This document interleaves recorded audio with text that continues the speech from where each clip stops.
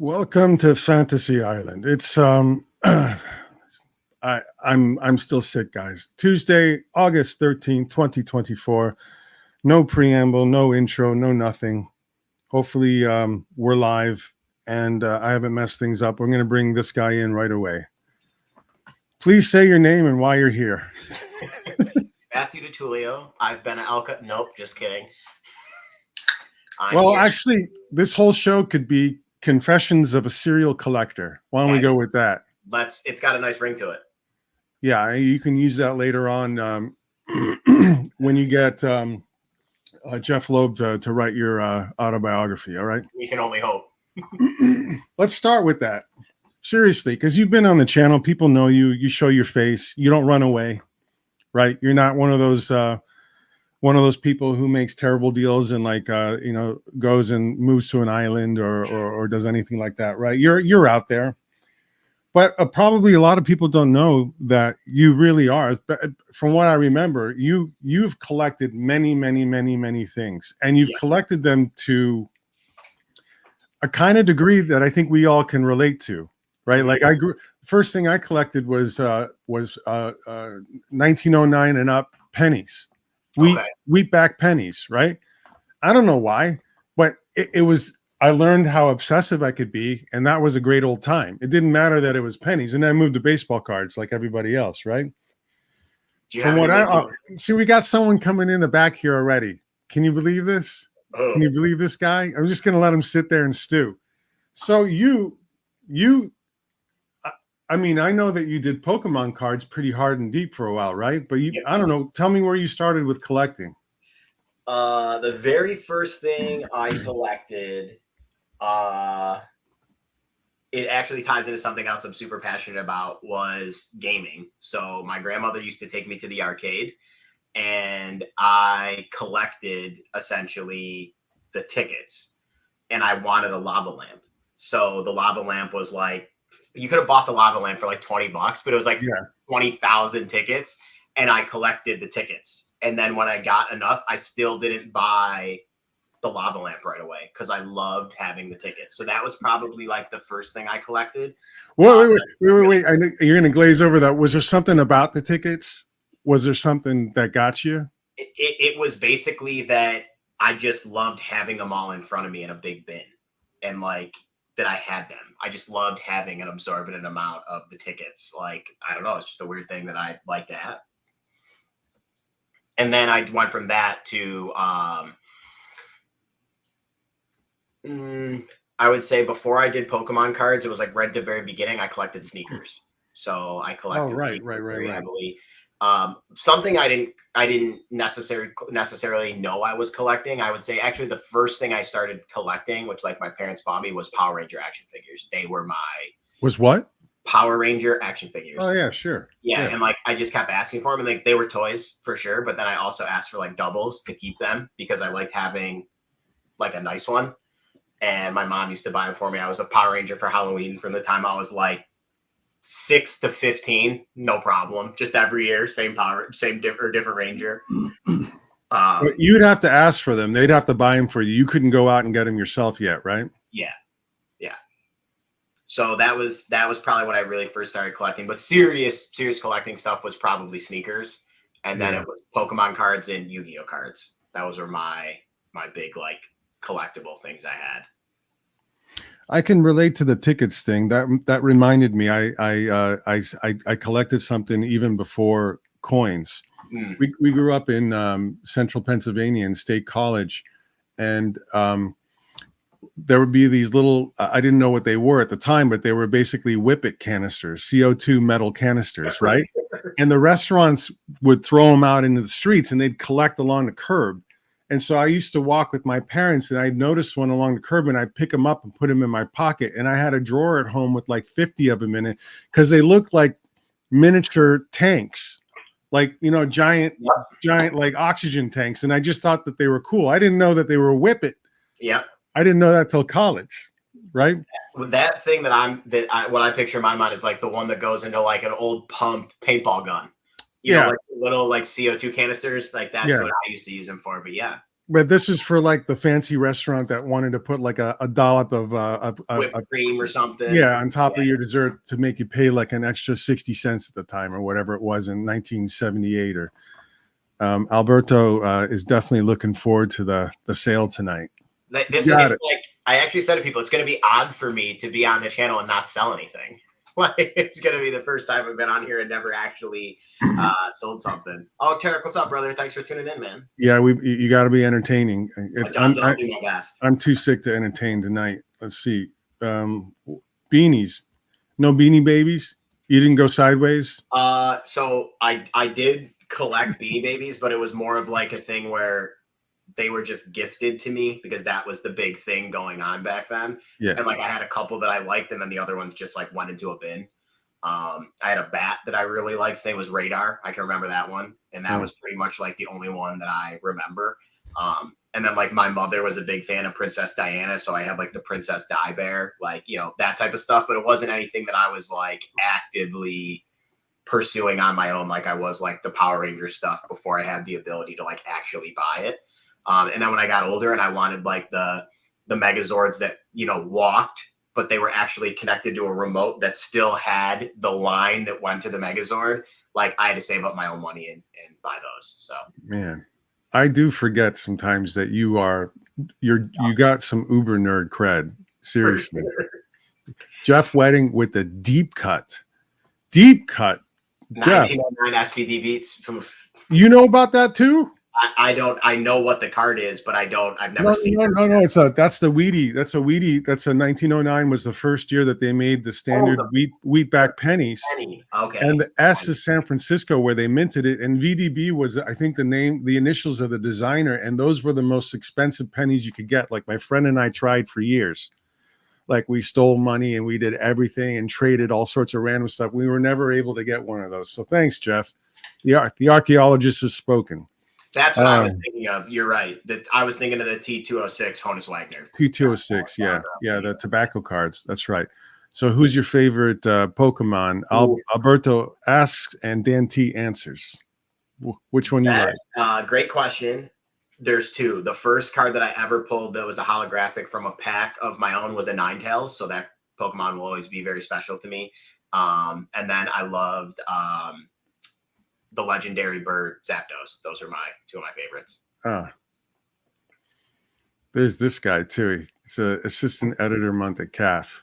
I don't know what that means. I don't know what that means. This guy's on. Look at the gear. Did you see this? Do you want me to kick him off right away? Should we just start with that? No. They deserve it. Sure? They deserve it. We have the power. He went full Dolphins. What number jersey are you wearing? 99. I went classic. Jason Taylor. Makes those boobs look nice and big, Jason. Buddy, that's why I'm trying to get your ratings on the show here without Bill. You know? Thank you. You gotta pump that number up. We got as far as Power Rangers, Pokemon, and tickets, and I haven't even asked about sneakers. No, I collected. Everybody else collected Jordan stuff. Yeah. I was always a huge fan of Kobe Bryant. I have the Kobe Bryant logo tattooed on my leg. I just thought he was an inspirational person, let alone like he was the perfect version of like extremely talented and extremely hardworking. Like he outworked the dudes that had the talent and he outworked the dudes that didn't have. He was just an amazing guy. And so for like probably from time I was like 17 to like 25, 26, I would like go to Foot Locker on Saturday morning at like 8 a.m. in Buffalo where like nobody was collecting shoes. Me and like 4 or 5 other guys. I got to know them and like they would all go for Jordans and stuff. And I probably had at one point, I don't know, maybe 50 or 60 pairs of like dead stock Kobe Bryants. And I would buy some like other ones that I like to wear around. And I eventually ended up selling those and like going in hard on graded Pokemon cards. What do you okay, this is the dumbest question for a collector to ask another collector, because you wouldn't believe the dumb stuff I've collected, right? But what do you do with a shoe? Like I got friends that are statue collect, and I just never got into it. And the funny thing is I just don't get it. You know what I mean? There's like, I collect some dumb stuff, and it's totally Out of normal my to me. closet, it's full of Jordan boxes because I did it for a while too. Yeah. So what? The box is important too, right? You got to have the OG box. Yeah. And then sometimes there's like a booklet or like I even know people that only want it if it has like the original tissue paper, like bizarre type stuff. And it started getting crazy because like I kind of like, in my opinion, saw it coming. They started re-releasing all these shoes that were like very sought after, and it started to like drive the rarity and the value down. So like I just basically got out of all my shoes. I sold them all to like a local like hype store in Buffalo that sells literally high-end sneakers, Supreme stuff, that type of stuff. And then I took that money and I was like, all right, like I love Pokemon cards. I've always loved them. Like I'll just start doing PSA graded Pokemon cards. And then I built my Pokemon card collection from the original 151 PSA 10 first edition holographic for the entire set. So I had them all PSA 10 graded. Okay, so you went right for PSA too. You weren't fooling around. No. So, but when were you doing the PSA Pokemon? Like, how old were you then? Probably like 24 or 25. Okay. So you weren't a kid anymore. No, but I was still living at home, and that's when my dad, love him, would open my mail and be like, "What did you spend $250 on this piece of plastic for?" And it was a very like, it was like he didn't understand. But try explaining that. No way. Yeah, no, there was like, but he just wanted. He never like charged me rent or anything. Him and my mom. That I moved back in after college, and they just said like, you just got to save a certain amount of money a month, and like that taught me like a lot about being able how to manage money and stuff. Like if you can save this much and you have this much left over, like you don't go over it, don't overextend yourself. And like it was just weird that he thought like I guess he thought it was weird that I would buy like a playing card with like my extra money rather than going out to the bar or saving it or whatever it was. But I just kind of bought a little Pelican case and started stashing them in there. Then I started going to comic book conventions and like collecting comic books very heavy. I think I started collecting comic books probably like, I don't know, when I was 17 or 18, like really heavily, like going to the store, getting a pull list. But I didn't have a focus. It was just what I was reading. I was just buying what I wanted to read. I didn't have like I didn't even understand speculation or anything. I was just like, this looks cool to read, so I'll read it. So wait, you didn't start even reading until later? 17, I read 18? like trade paperbacks and like hardcovers and stuff, but I had never gone to a store and picked up like individual issues until I was like 16 or 17. Where did you grow up? Wait, you grew up in Buffalo or outside Buffalo? Outside, like a suburb. It's called Lockport. Yeah, and you had a comic book shop or not? Yep.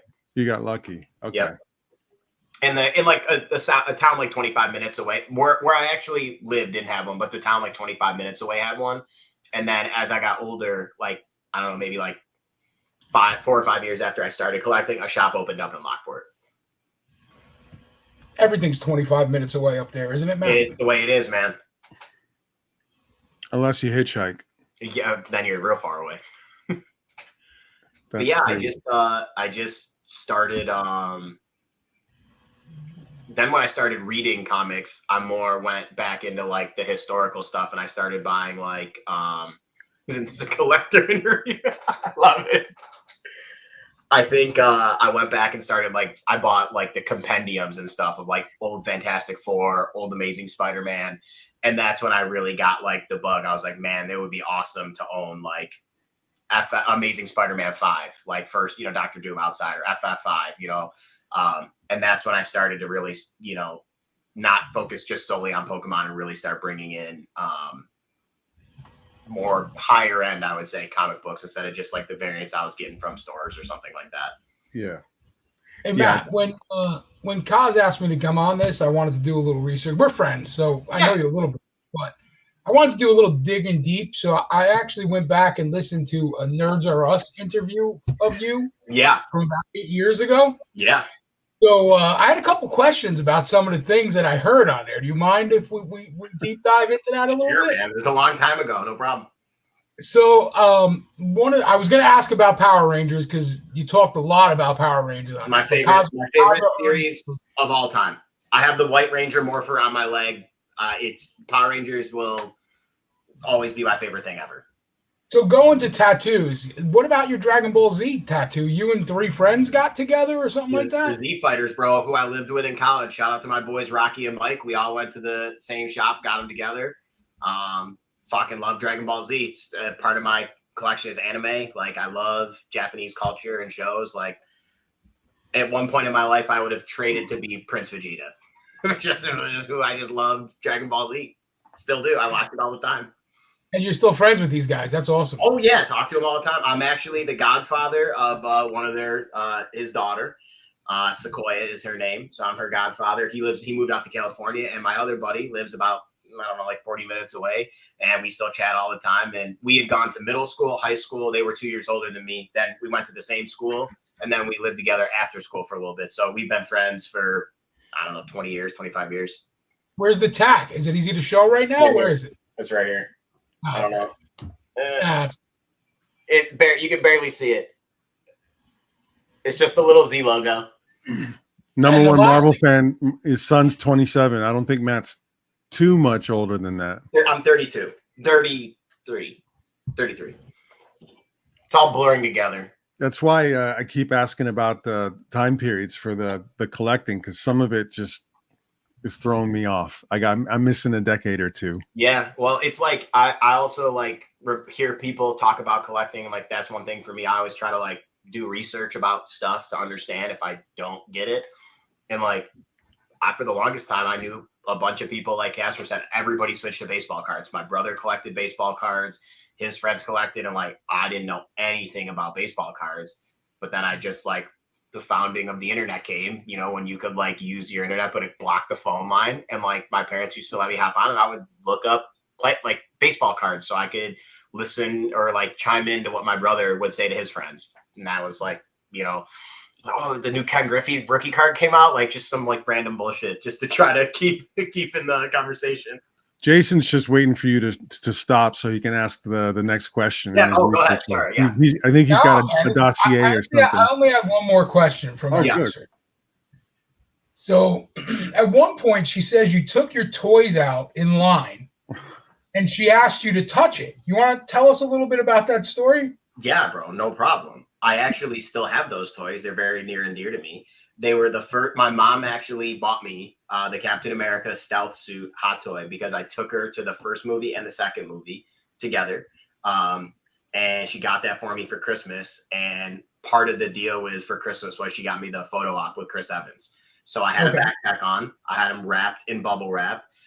Chris Helmsworth was also there, and I had the Thor one wrapped in bubble wrap. And these girls were asking me like, what are you getting like signed or photo or whatever? And they were like, we just can't like, it was bizarre because it was like right during the height of like the Marvel stuff. Girls were just like going up to Chris Helmsworth and Chris Evans and like fainting, like falling down, or like they had medics close to the table.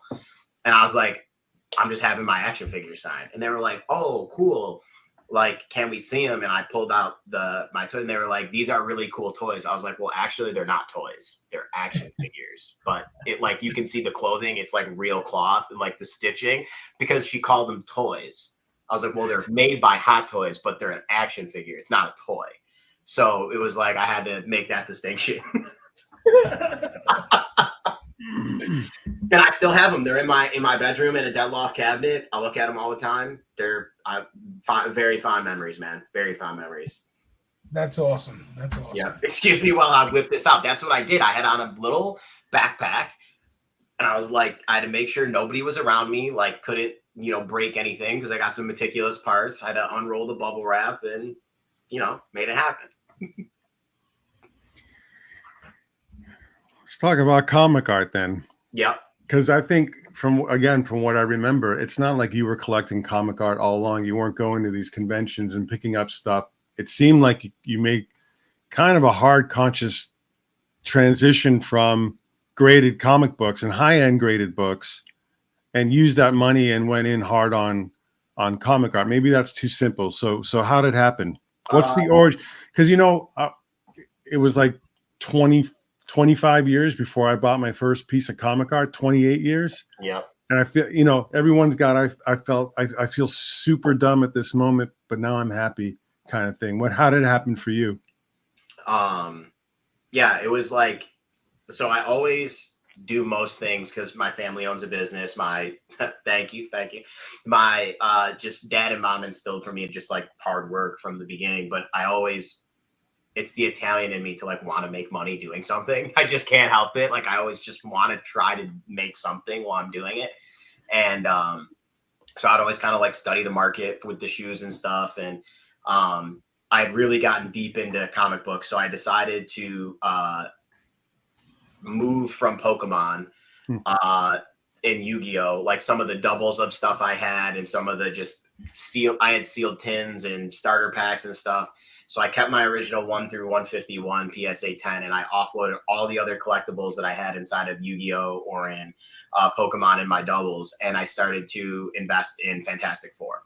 When I read the compendium, I read like, it was like issues like 1 through 30 was in the first one, and then like 30 through 60 and 60 through 90. So I read all the way up to 112. And when I read it, I remember being like, man, I didn't know like shit about the Fantastic Four. And I just thought it was like better than, you know, the Avengers or Spider-Man or whatever, in my opinion, because so many characters got introduced in Fantastic Four. Like, so I didn't realize before I had read it. So I was like, all right, this is my run. Like this is what I'm going to focus on. And I built Fantastic Four 1 to 112 CGC slabbed, and then 112 to current, like every week. Took me maybe like 3 or 4 years. That's a lot of plastic. Yeah, it was a lot. I had 1 through 112 slabbed, all in like BCW or whatever they're called, like bins. And then everything else was in long boxes. But then when I realized how heavy long boxes were when you filled them to the brim, I then moved everything to short boxes.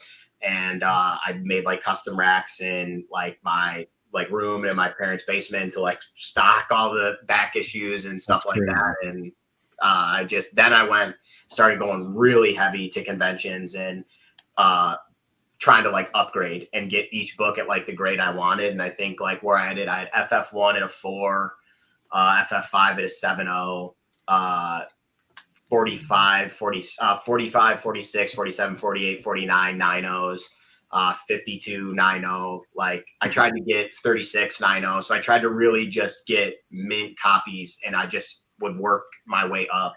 And and it was just that's how I just built my collection up. And then I always have my Pokemon cards sitting there. And when the like, I don't know if maybe you don't like remember this, it wasn't too long ago, but like Logan Paul and like Logic both bought Charizards for like hundreds of thousands of dollars. I was like, hey, I love Pokemon, but I don't love it that much. And I sold my entire collection, 1 through 151, PSA 10, first edition, Jungle Series, first edition Fossil Series, the whole thing. And then I started kind of seeing what was happening with comic books. They were just skyrocketing compared to what I had paid.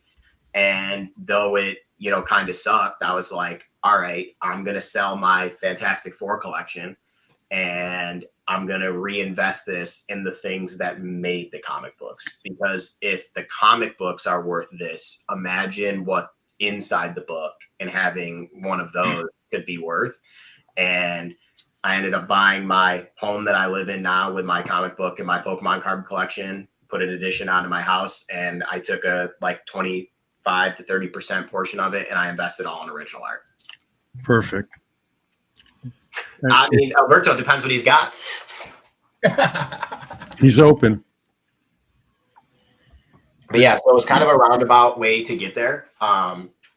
I kind of had to like level up. Like, you know, there was some points where like I didn't think I would ever buy like a $2,000 piece of art because it was just like sticker shock, and I wasn't like, I'm like, I don't know, man. Like at one point I was buying like raw FF like 4s for that type of money, you know what I mean? Or I mean, like I was trying to but they're just like apples and oranges, just like when you're collecting anything. And I was able to get in touch with some really great people that helped me along the way and gave me some really good guidance. And I just did a shit ton of research before I started buying stuff. Do you remember that guy who started a blog back in the day? like it was called like the paperclip blog or something like that. He started with a paperclip and he wanted to figure out like how to buy a house. Straight up. Yep. And he would just trade up and trade up and trade I up love and it. trade up, and he followed the whole thing. Yeah. At what point, you know, I grew up kind of in a family business thing too, with my old man, and immigrant family. Education is everything. Super careful with money, all that, right? I had a moment where I could tell where my dad kind of let go a little bit and knew that I knew what the hell I was doing, right? Did you have that moment with your old man? Yeah, except he thought I was like a drug dealer. Yeah. Yeah. When I sold all my Pokemon cards, I kept the Pelican case. And I, had to transit, and I drove like 3 hours away from where I lived, and I drove back with the money, which was like scary to me. I felt like a James Bond villain. I was like, this is bad. Like, if I get pulled over, it's not good. But I remember getting home and like basically opening up or showing my dad, and he was like, where'd you get this from? Like, is everything all right? I'm like, remember all the stuff you told me that like wasn't good to buy? Like, this is it.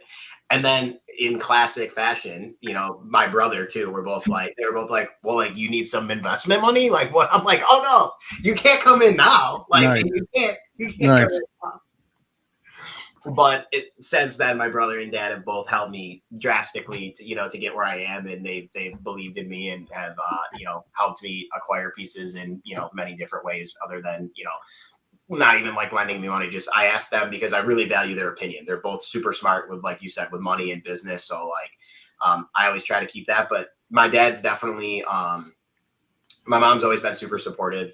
She's always like, go for it. My dad just super wants the best for me. So he was always just like a little tentative. And plus being like that Italian American family, it was always like, you can do this, but like make sure. And then it was like the 20 negatives, like make sure you consider those. And then I was like, but I think I can do it. So, after a couple of, positive outlooks or outturns, he was like, hey, you're on the right path. You're doing the right thing. So it was cool. Good. Yeah. You got a brother that's a lot older than you. Yeah. I was definitely an accident. Yeah. My mom had me when she was 41. My brother and I are 10 years apart. So, definitely he's like my older brother, but like my best friend. But yeah, I'm 33, he's 43, he's got 2 kids. I got 2 awesome nephews, and he helped me a lot like when I was younger. So like when I was 17, or when he was 17, I was 7, and he used to let me hang out around all of his friends and like start to understand the stuff that they were trading or talking about, or like my brother, for some reason bizarre, was a Cowboys fan.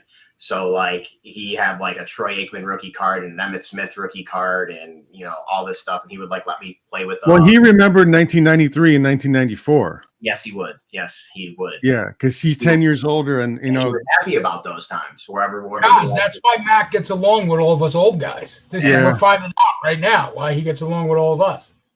Wow. Yeah, I actually have a lot of my friends are older. I know I just have that, like, I remember a lot of stuff like collecting things. Like everybody's like, what's the first thing you played? I'm a big gamer. Like I played like NES and like with the glove, bro. Like we played with the glove, and like I played Sega Genesis and Game Gear. Like I played Game Gear. I like my friends that were like getting PSPs. I was like, I got my Game Gear. Like that's what I had. I'm getting some strange. I bet. The problem is, especially, I thought it might go off the rails with just you and me, and then you had Jason, and now there's just no. We kept him quiet. I mean, this is as quiet as he gets. What we got? James came in hot here. He wants to know whether you sold your dad any art. That's ruthless. Never sold my dad any art. Nope.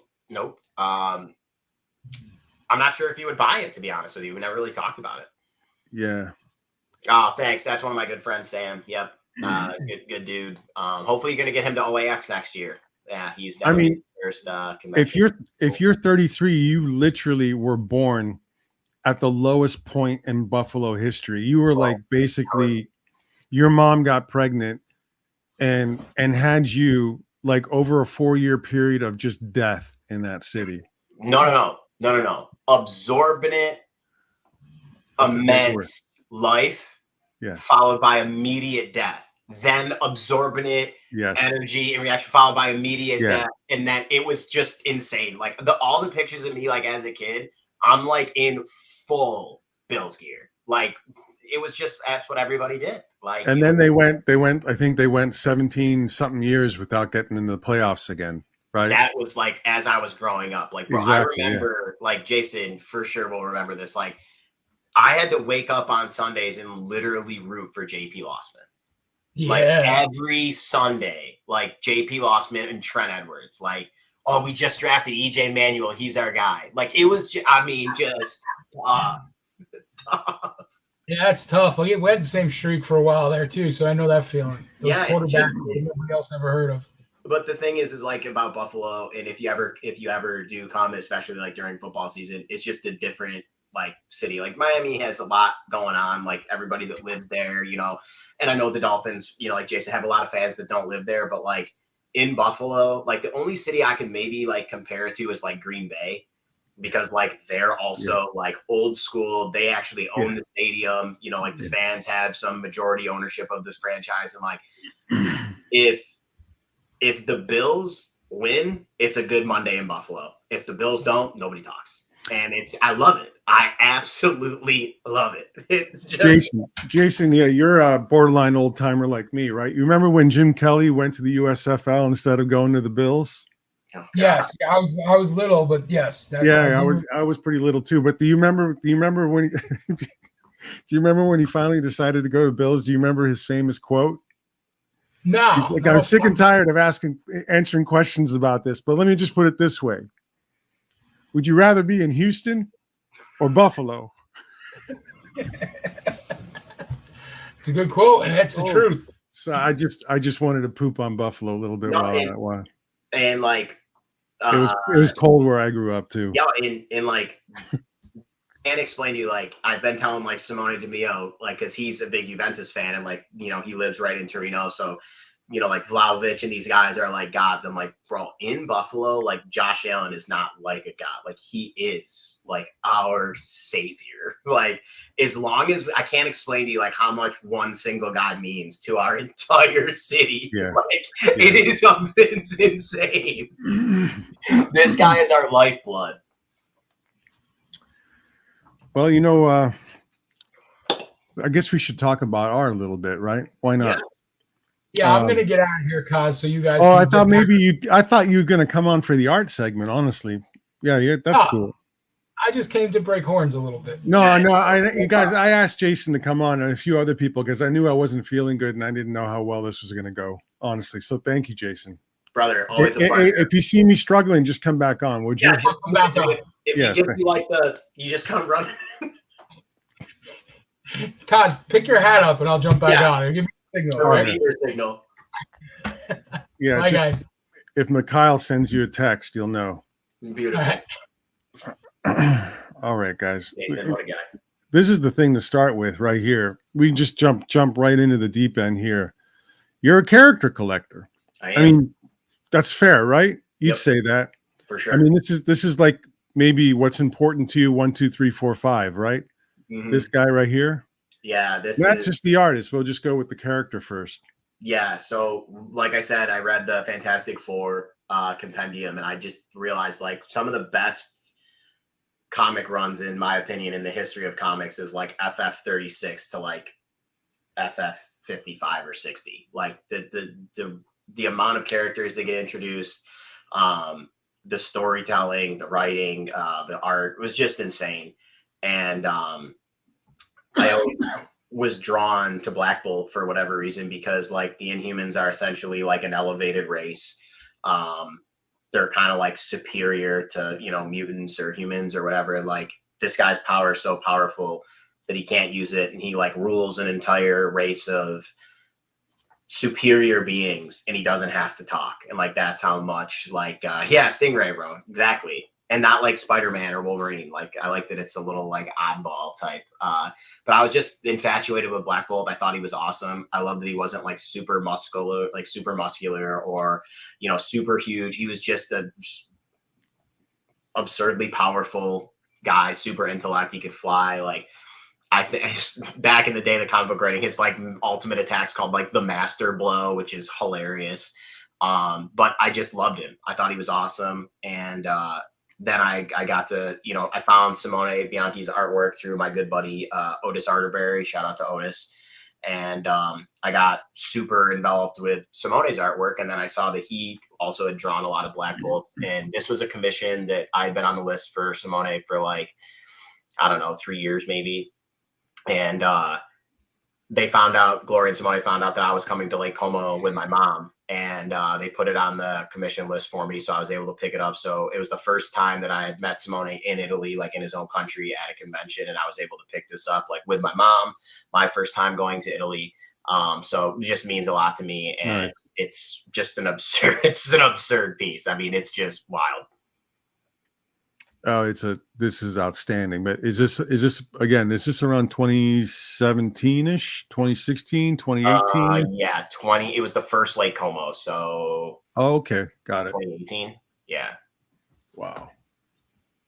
And then Simone ended up publishing it it was the cover of one of his sketchbooks. I can't remember the year, but yeah, it was super really important piece to me. I really love it. So I wanted to lead off with this one because it's probably one of the like key pieces in my collection that just means a lot, and it's just a great piece of artwork. What I like, honestly, what to me is super distinguishing and clever beyond the technique, and it's Bianchi. Let's just get past that real quick. It's he's not going shh, he's not really doing anything with his lips. He's still being stoic. He already knows he can't talk. He already knows that he's kind of fixed like that. Mm-hmm. But he's just raising that up, and just as like very much like a symbol. It's purely a symbol.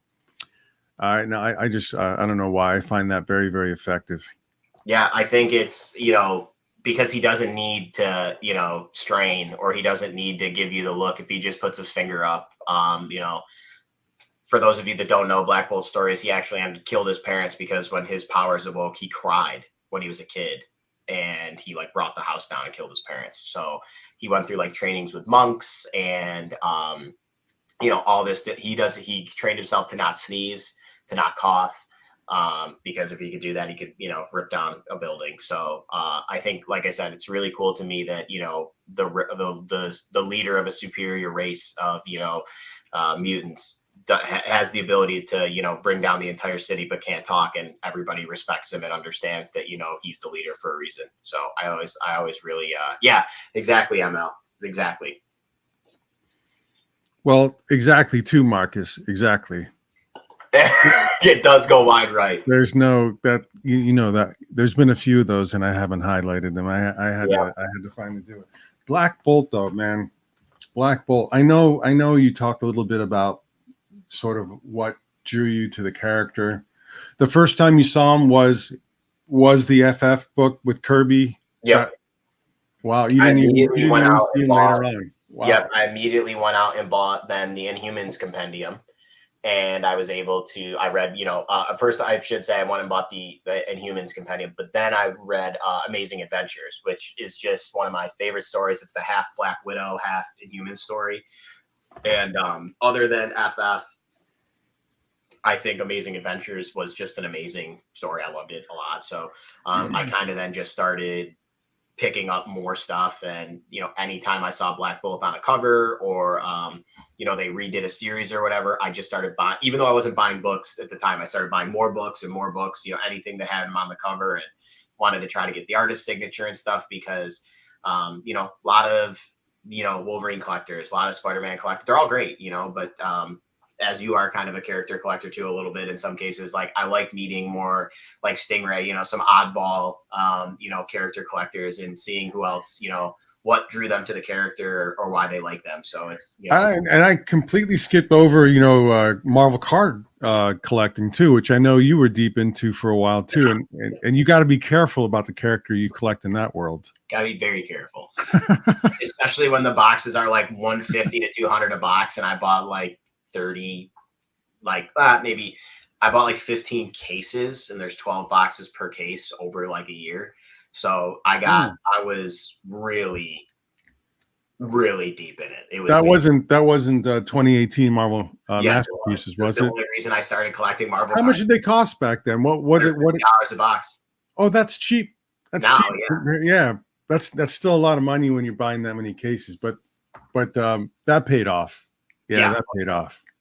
Yeah, and like Marcus said, I actually have, so like I know the Inhumans TV series absolutely sucked. I'm well aware. I know Black Bolt blew his own head off, but it was a really cool moment for me to see the Illuminati on screen, to see Black Bolt like Anson Mount.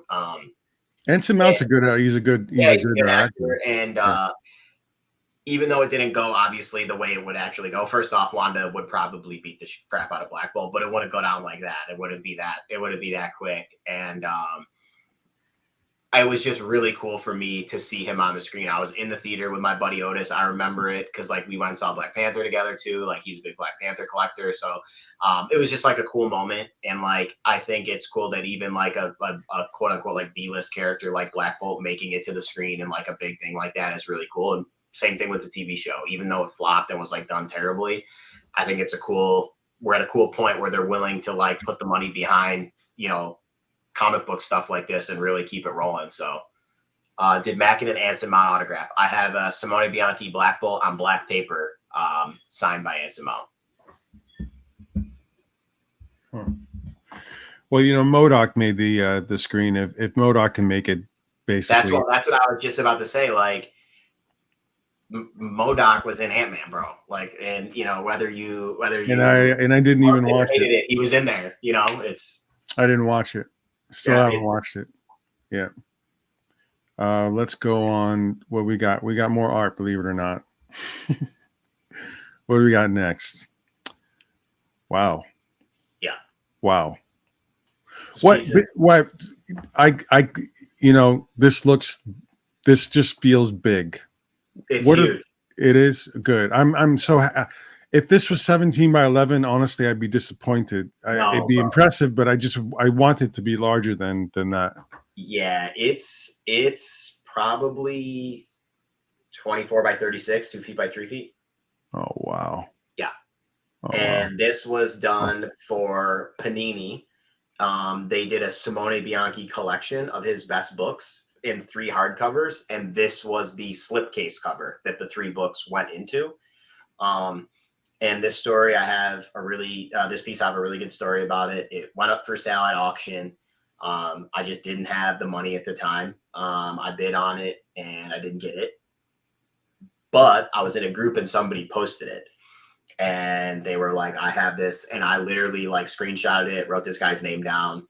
And I was like, I'm going to eventually own this. I'm going to get it somehow, some way. And like a couple of years later, he put it up for sale and like nobody bid on it. And I made him an offer and he didn't take it. And then he came back to me about 6 months later and he was like, was the offer a standing offer? Because I have like a grail piece coming up in an auction that I want to get. And I said, sure.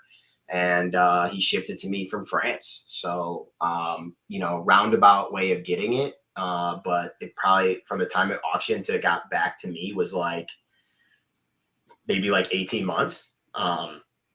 And I just was like saving up for the time that maybe this would be for sale. And then it came up and I was able to get it. And I just love it. I mean, it's got my favorite character on it flying right at you.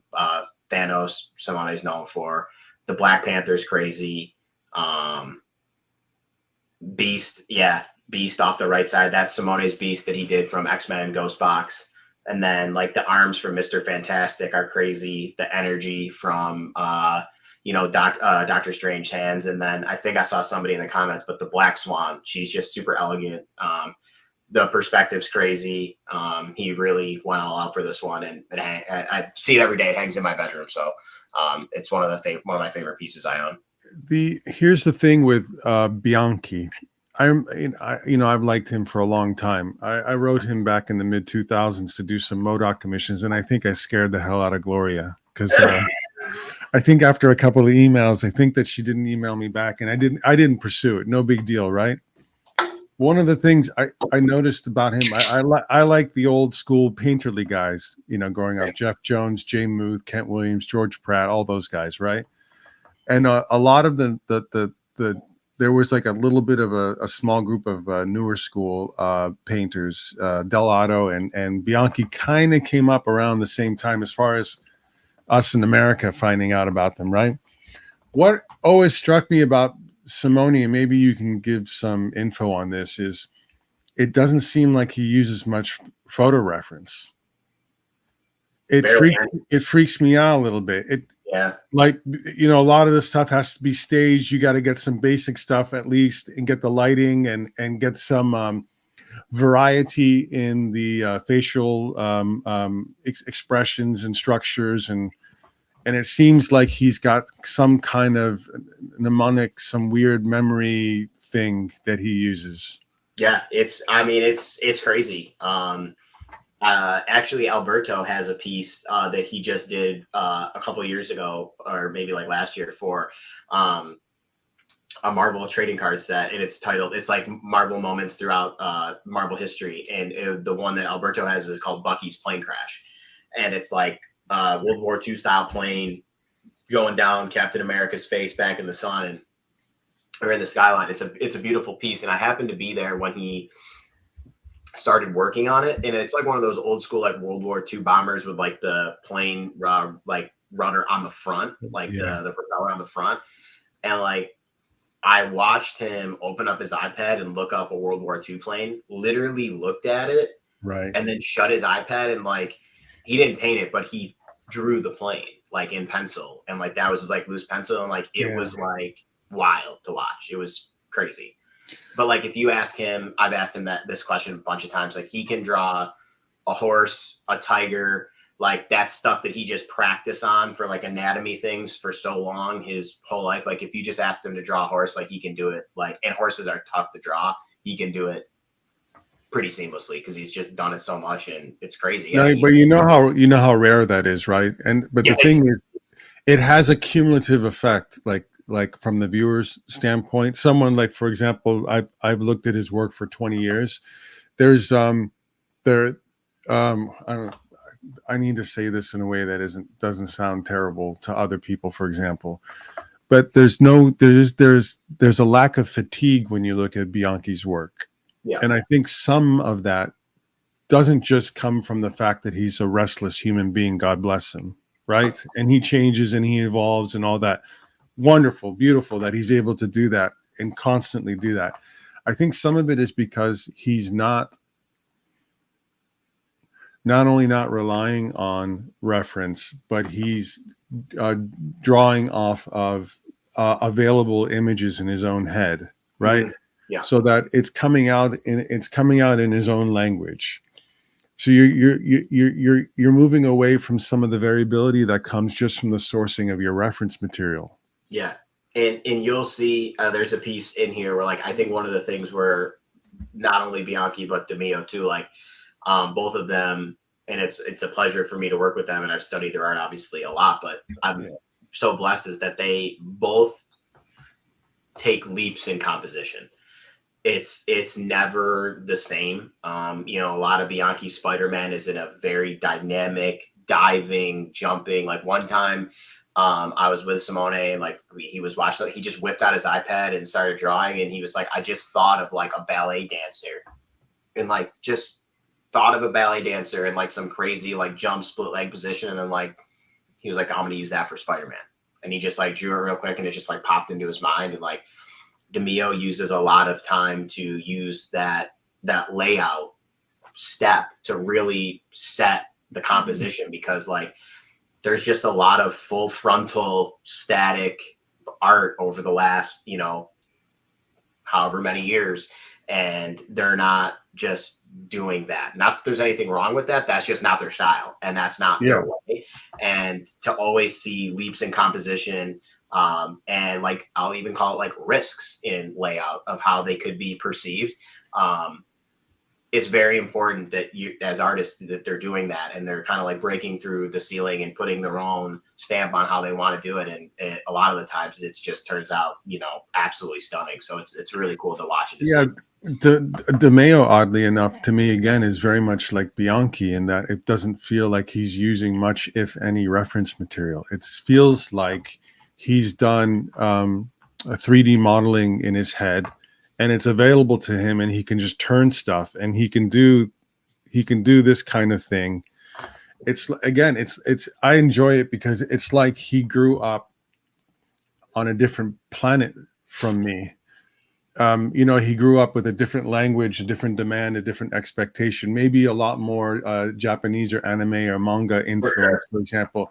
Yeah. And all this stuff was normalized and incorporated. So the way that stuff moved in space and the expectation to him was totally normal. And then he took that and said, this is what I like. And he made the millions of decisions that he makes as well.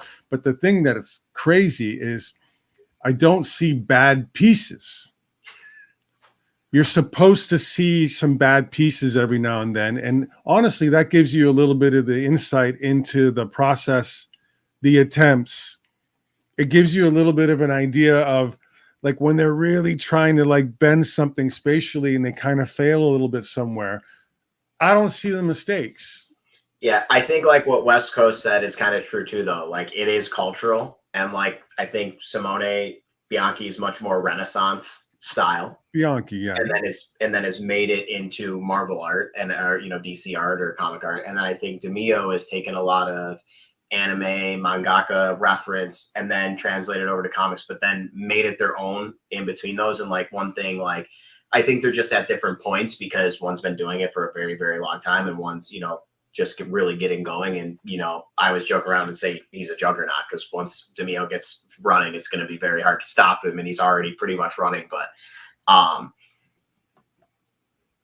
he's also a studier. He will read an entire book of something, of whatever he's being asked to do, to like understand, to put in like Easter eggs and little things behind to make sure that the composition of the piece is what it needs to be, not just an image. You can tell that the most with his commissions. Well, the guy I'll say for me right now, Simone Dimeo is just insane with the commissions because we just talked about it and he said like, I love commissions because I get to be free. I don't have to do what the writer or the editor or whatever. Like, in anybody, I can tell you that commission Simone moving forward, the best thing you can do is just tell the character and let him roll because he's going to do the research. He loves getting involved and having the freedom to use his creativity to make some things. Like, yeah, watching those work at OAX are amazing. Thank you. But like, I remember seeing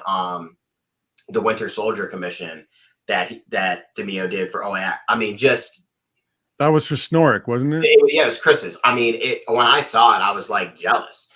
It like I literally was jealous. Don't you want to say like, young man, hold that back a little bit? I was like, bro, what are you doing? I'm like, it's supposed to be for me. Like, this is like crazy.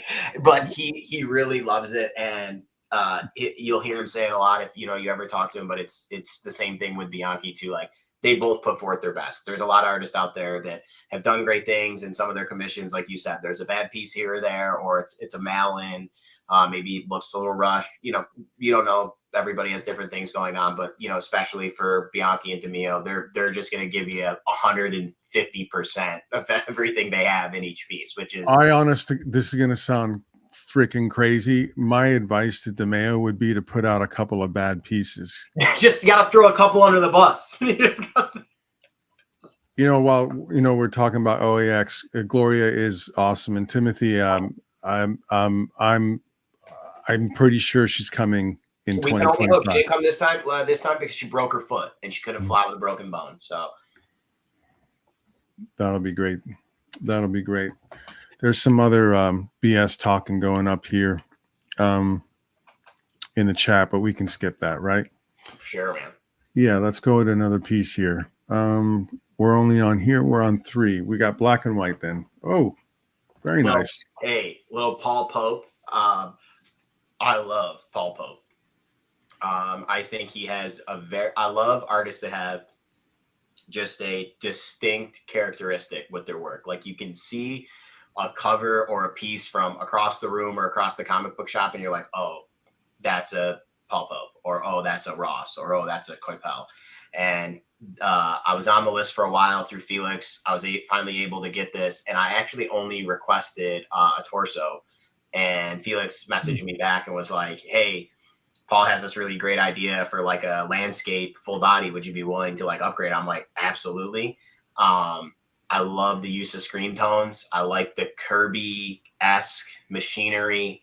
I think the overall composition is great. I'm known for having a lot of painted stuff in my collection, but this is for sure one of the black and white pieces that'll always stand out as my favorite character, and it's Paul Pope. So I was very happy to add it. It's 11 by 17. I'm a sucker for horizontal pieces as well, so it was right on my alley. And Felix did a great job, hooking me up with this one. That's a great piece. Great choice for Paul. Wow. Yeah, I thought the character fit well, with his style, and I've learned throughout the years, I just said Black Bull, and this is what came. So I love when the artists get to take their own thought process, make their own rendition. And, it always, ends up looking like this, I'm more than thrilled. So I was super happy to be able to add this one to my collection. Do you know if he uses old school zip or whether he makes his own or printed it out? Could you tell at all? I'm not 100% sure. Yeah. If I had to guess, I would say that this is old school. Like this is like some of the older stuff. I do have it, like it's kind of got like a buffer piece over it in my portfolio. So like this, it might not stick. You know what I mean? Like I don't want it to stick. And nothing's been with it, but it's on the list of things to get framed. That's another thing that's weird about me. I'm a frame collector. I like to frame as much art as I can. You and me both. I love hearing that. It's expensive and it's a pain in the ass, but I love walking through my house, and my fiance Robin is very supportive and lets me put it up. And she knows it makes me happy, but I like DeMio's here, and he literally said the other day, he was in this room and he was like, bro, I just took a sip of my pop and I just looked up and I was like, this is like a small like museum. This is so nice. And I was like, that's what I'm going for. Like, I love just being able to walk around, and each piece I can remember where I got it or why it was important. And the Paul Pope's been on the list to get framed for about a year now, but 99% UV glass is expensive. So I just do them a little at a time. Yeah, I got lucky. I found a framer in Rockville, Maryland, and before I moved away from Maryland, I got 120 pieces framed before I moved. Attaboy. You can't trust a new guy. Dude, you imagine I was getting stuff like double matted, hand cut, UV glass, beautiful. I was amazing for like $25-$40 for pieces. You were just killing it. Yeah, he was the best. Yeah. There's some questions in here that need answering, or are we good? I didn't see if you can bring him to me. Jason is finally wising up. He's not gonna blow his money on Team Oreo. He's gonna get a DeMeo in 2025. Josh likes the zip. We all like the zip. Yeah. I don't know if you saw the Darth Vader AA3 that just posted today. Absurd from DeMeo. Client asked for Ralph McQuarrie, like the original design of Vader, AA3, and I'm like, same thing. Very rarely, the two pieces that come to my mind are both from DeMeo, like where I see a commission for somebody, and I'm like, damn, I want that. And it was the Winter Soldier for Chris and this Darth Vader AA3 that just went out. I mean, it's just absurd. Marcus's list isn't open right now. We're going to open it up for New York, and then after New York, it will be open for pre-show for OAX. And I would assume I would like to do that on the channel. I would like to do that, with the Comic Art Fan guys. So as long as we can work something out, I'd love to do it with you guys here. Can you just, while you talk about Toronto real quick? Yeah. What's going on? What are the dates? All that. Toronto Fan Expo is going to be the 22nd to the 25th. Both of the Simones will be there. The commission lists for Bianchi are closed. There is one headshot available at the show, first come, first serve. And Simone, DeMeo, and I are going to figure out after Fan Expo Chicago what his workload's looking like and what he's able to take for that show, which follow me on Instagram. That's where we post the commissions, the commission ops and things like that. Or best thing to do is go on my website, and there's a commission tab. and you submit a commission request. And what I always do is anybody that's put in a request, I pull from that list first for like the bigger commissions, for the A3s or for the double A3s. And if it's not for you at that time, it's no problem. You can just pass and we just go to the next person on the list. Okay. Robert, there was a time where I would only keep a piece if I would frame it. That was like one of the kind of built-in disciplines to not get too unhinged with the collection. It only kind of worked. And then not too unhinged at 100. Yeah. Well, the thing with that one was a lot of those were book illustrations, and they were like silver point illustrations that were like 5x7, 6x9, 9x11. So a lot of them could be displayed very tightly with one another or in multiple rows, like 8 or 9 illustrations for one book. I would have like all the illustrations for a book. And, I have like 30 frame pieces just on the other side of my desk here on the floor stacked. So I switch stuff up from time to time, or it just depends what house I'm in or what room I'm in or what, but there isn't enough room. I just got another weird text. I got a weird text. Let's go to the next piece. I think we're on this lovely. Oh yeah. Yeah. I forgot you're a big Predator guy. Yes. Yeah. I love I think the character design of Predator might be one of the best ever. I love the design of Predator. This is a Dave Palumbo. It's Predator Life and Death 3 or 4. I can't remember. It's a Dark Horse cover. It's 18x24 on wood panel. And I think Palumbo just really flexed his muscles on this one. This is just, I mean, you just don't want to see this guy coming at you. And my fiance loves the Predator. We watched the movie together. She remembers watching it with her father. I watched it. It's like one of those TNT movies that was always on. And we have a Predator tree topper. We zip tie a little Predator action figure to the Christmas tree, just joking around type of stuff. But very romantic. Yeah. This is fun. But this piece is just like what embodies the Predator to me. Like, he doesn't need all the gadgets and the gizmos. Like, they're just superior big game hunters. And I just thought this piece was awesome. And I love the like canisters in the background behind him, like the smoke. This is just it's just a stunning piece, and I love it. I'm honored to have it in my collection. Honestly, I was able to get it right from Dave. He was a pleasure to work with. If you ever have a chance, take a look at Dave Palumbo's artwork. He's just he's a great painter. And I thought this one was something, that I wanted to have in this because it's a little outside of the box, but I do have a small Predator collection. Yeah. And I just thought it was really badass. So it's perfect. How do you frame a wood plank piece? It's really not all that different than anything else. I frame mine with no glass. I do the same. Yeah. I mean, did he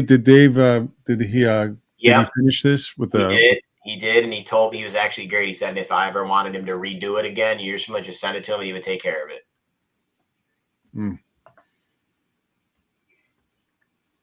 But I just love it. I think it's just an absolutely insane Predator. Yeah, oil paintings that are glazed with no glass are the best. Usually the frames have a little indentation. You worry sometimes that it might affect the surface of the oil painting. It really doesn't, though, because I was nervous about it. My framer said the same thing. He was like, just trust it. But he was like, if you want to bring it back, I'll be able to tell you if we're seeing any separation or anything like that, and then you can get it reglazed. So, I mean, I love Palumbo, and he's he's a really nice guy too. And if Bill and I have our way, he'll be at OAX in 2025. Would be a great addition. He's an amazing guy. Here's another one. Yeah. Yes. Black Panther, Man Without Fear, 514. 2010. This was when Simone was doing a ton of all of his ink wash, to tone era. This piece is just one of my favorite Black Panther covers ever. Black Panther in the sewer. Funny part is they had to change it. Marvel did. He's standing in a sewer with like green ooze on top of the water because they wouldn't allow blood on the cover. But I love that like Simone didn't change it, and then they just digitally they just made him look a little bit beat up. But this painting, I actually ended up winning at auction. I knew the collector that had it. He asked me if I wanted to buy it. I held my ground at the offer I thought was fair, and I ended up getting it for like a couple $100 less, even with the juice at the auction. So that's always nice. Yeah, I felt, it feels good. It doesn't happen very often, but feels good when it does. So, and here's did he have a guideline on the likeness on this one? Because here's a situation where it looks like he was really going for something.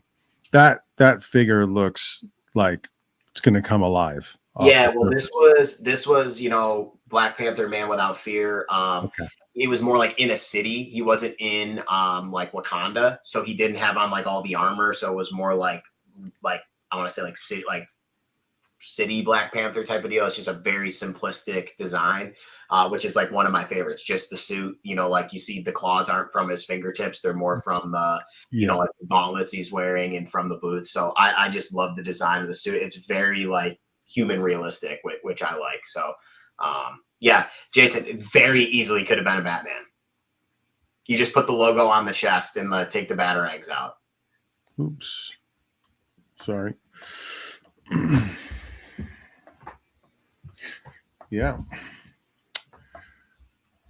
Well, let's go to the next one. Why not? Yeah. That one, sure. That's a stunner. Stingray, I'm not sure on that one, but could be. And then this is, in my opinion, one of Simone's best pieces he's ever done his entire life. It's just Wolverine Origins 49. It's fine art in Marvel form. It's Wolverine relinquishing the costume. It's a tribute to the Pieta. It's mind-blowing in person. It's one of the top 5 pieces I have in my collection. I sold like 5 things for this, like that were like near and dear to me. And it's just, this is one that'll never leave. It'll always, be with me. It's just, I know some Italian collectors that are upset that I even have it. They don't think it should have left the country. So, right. But I'm very, very honored to have it. Honestly, I was able to get it right from a fellow, from an Italian collector who I got to meet through Simone, who's had it for a long time. And I told him like 5-6 years ago when I first met him, hey, if you ever consider selling it, please call me. And he did, and we made it happen. I made it happen. Yeah, I mean, this was great. I'm gonna push back a little bit on La Pieta. If you used that as reference, he used it very loosely. Yeah. Very. Yeah.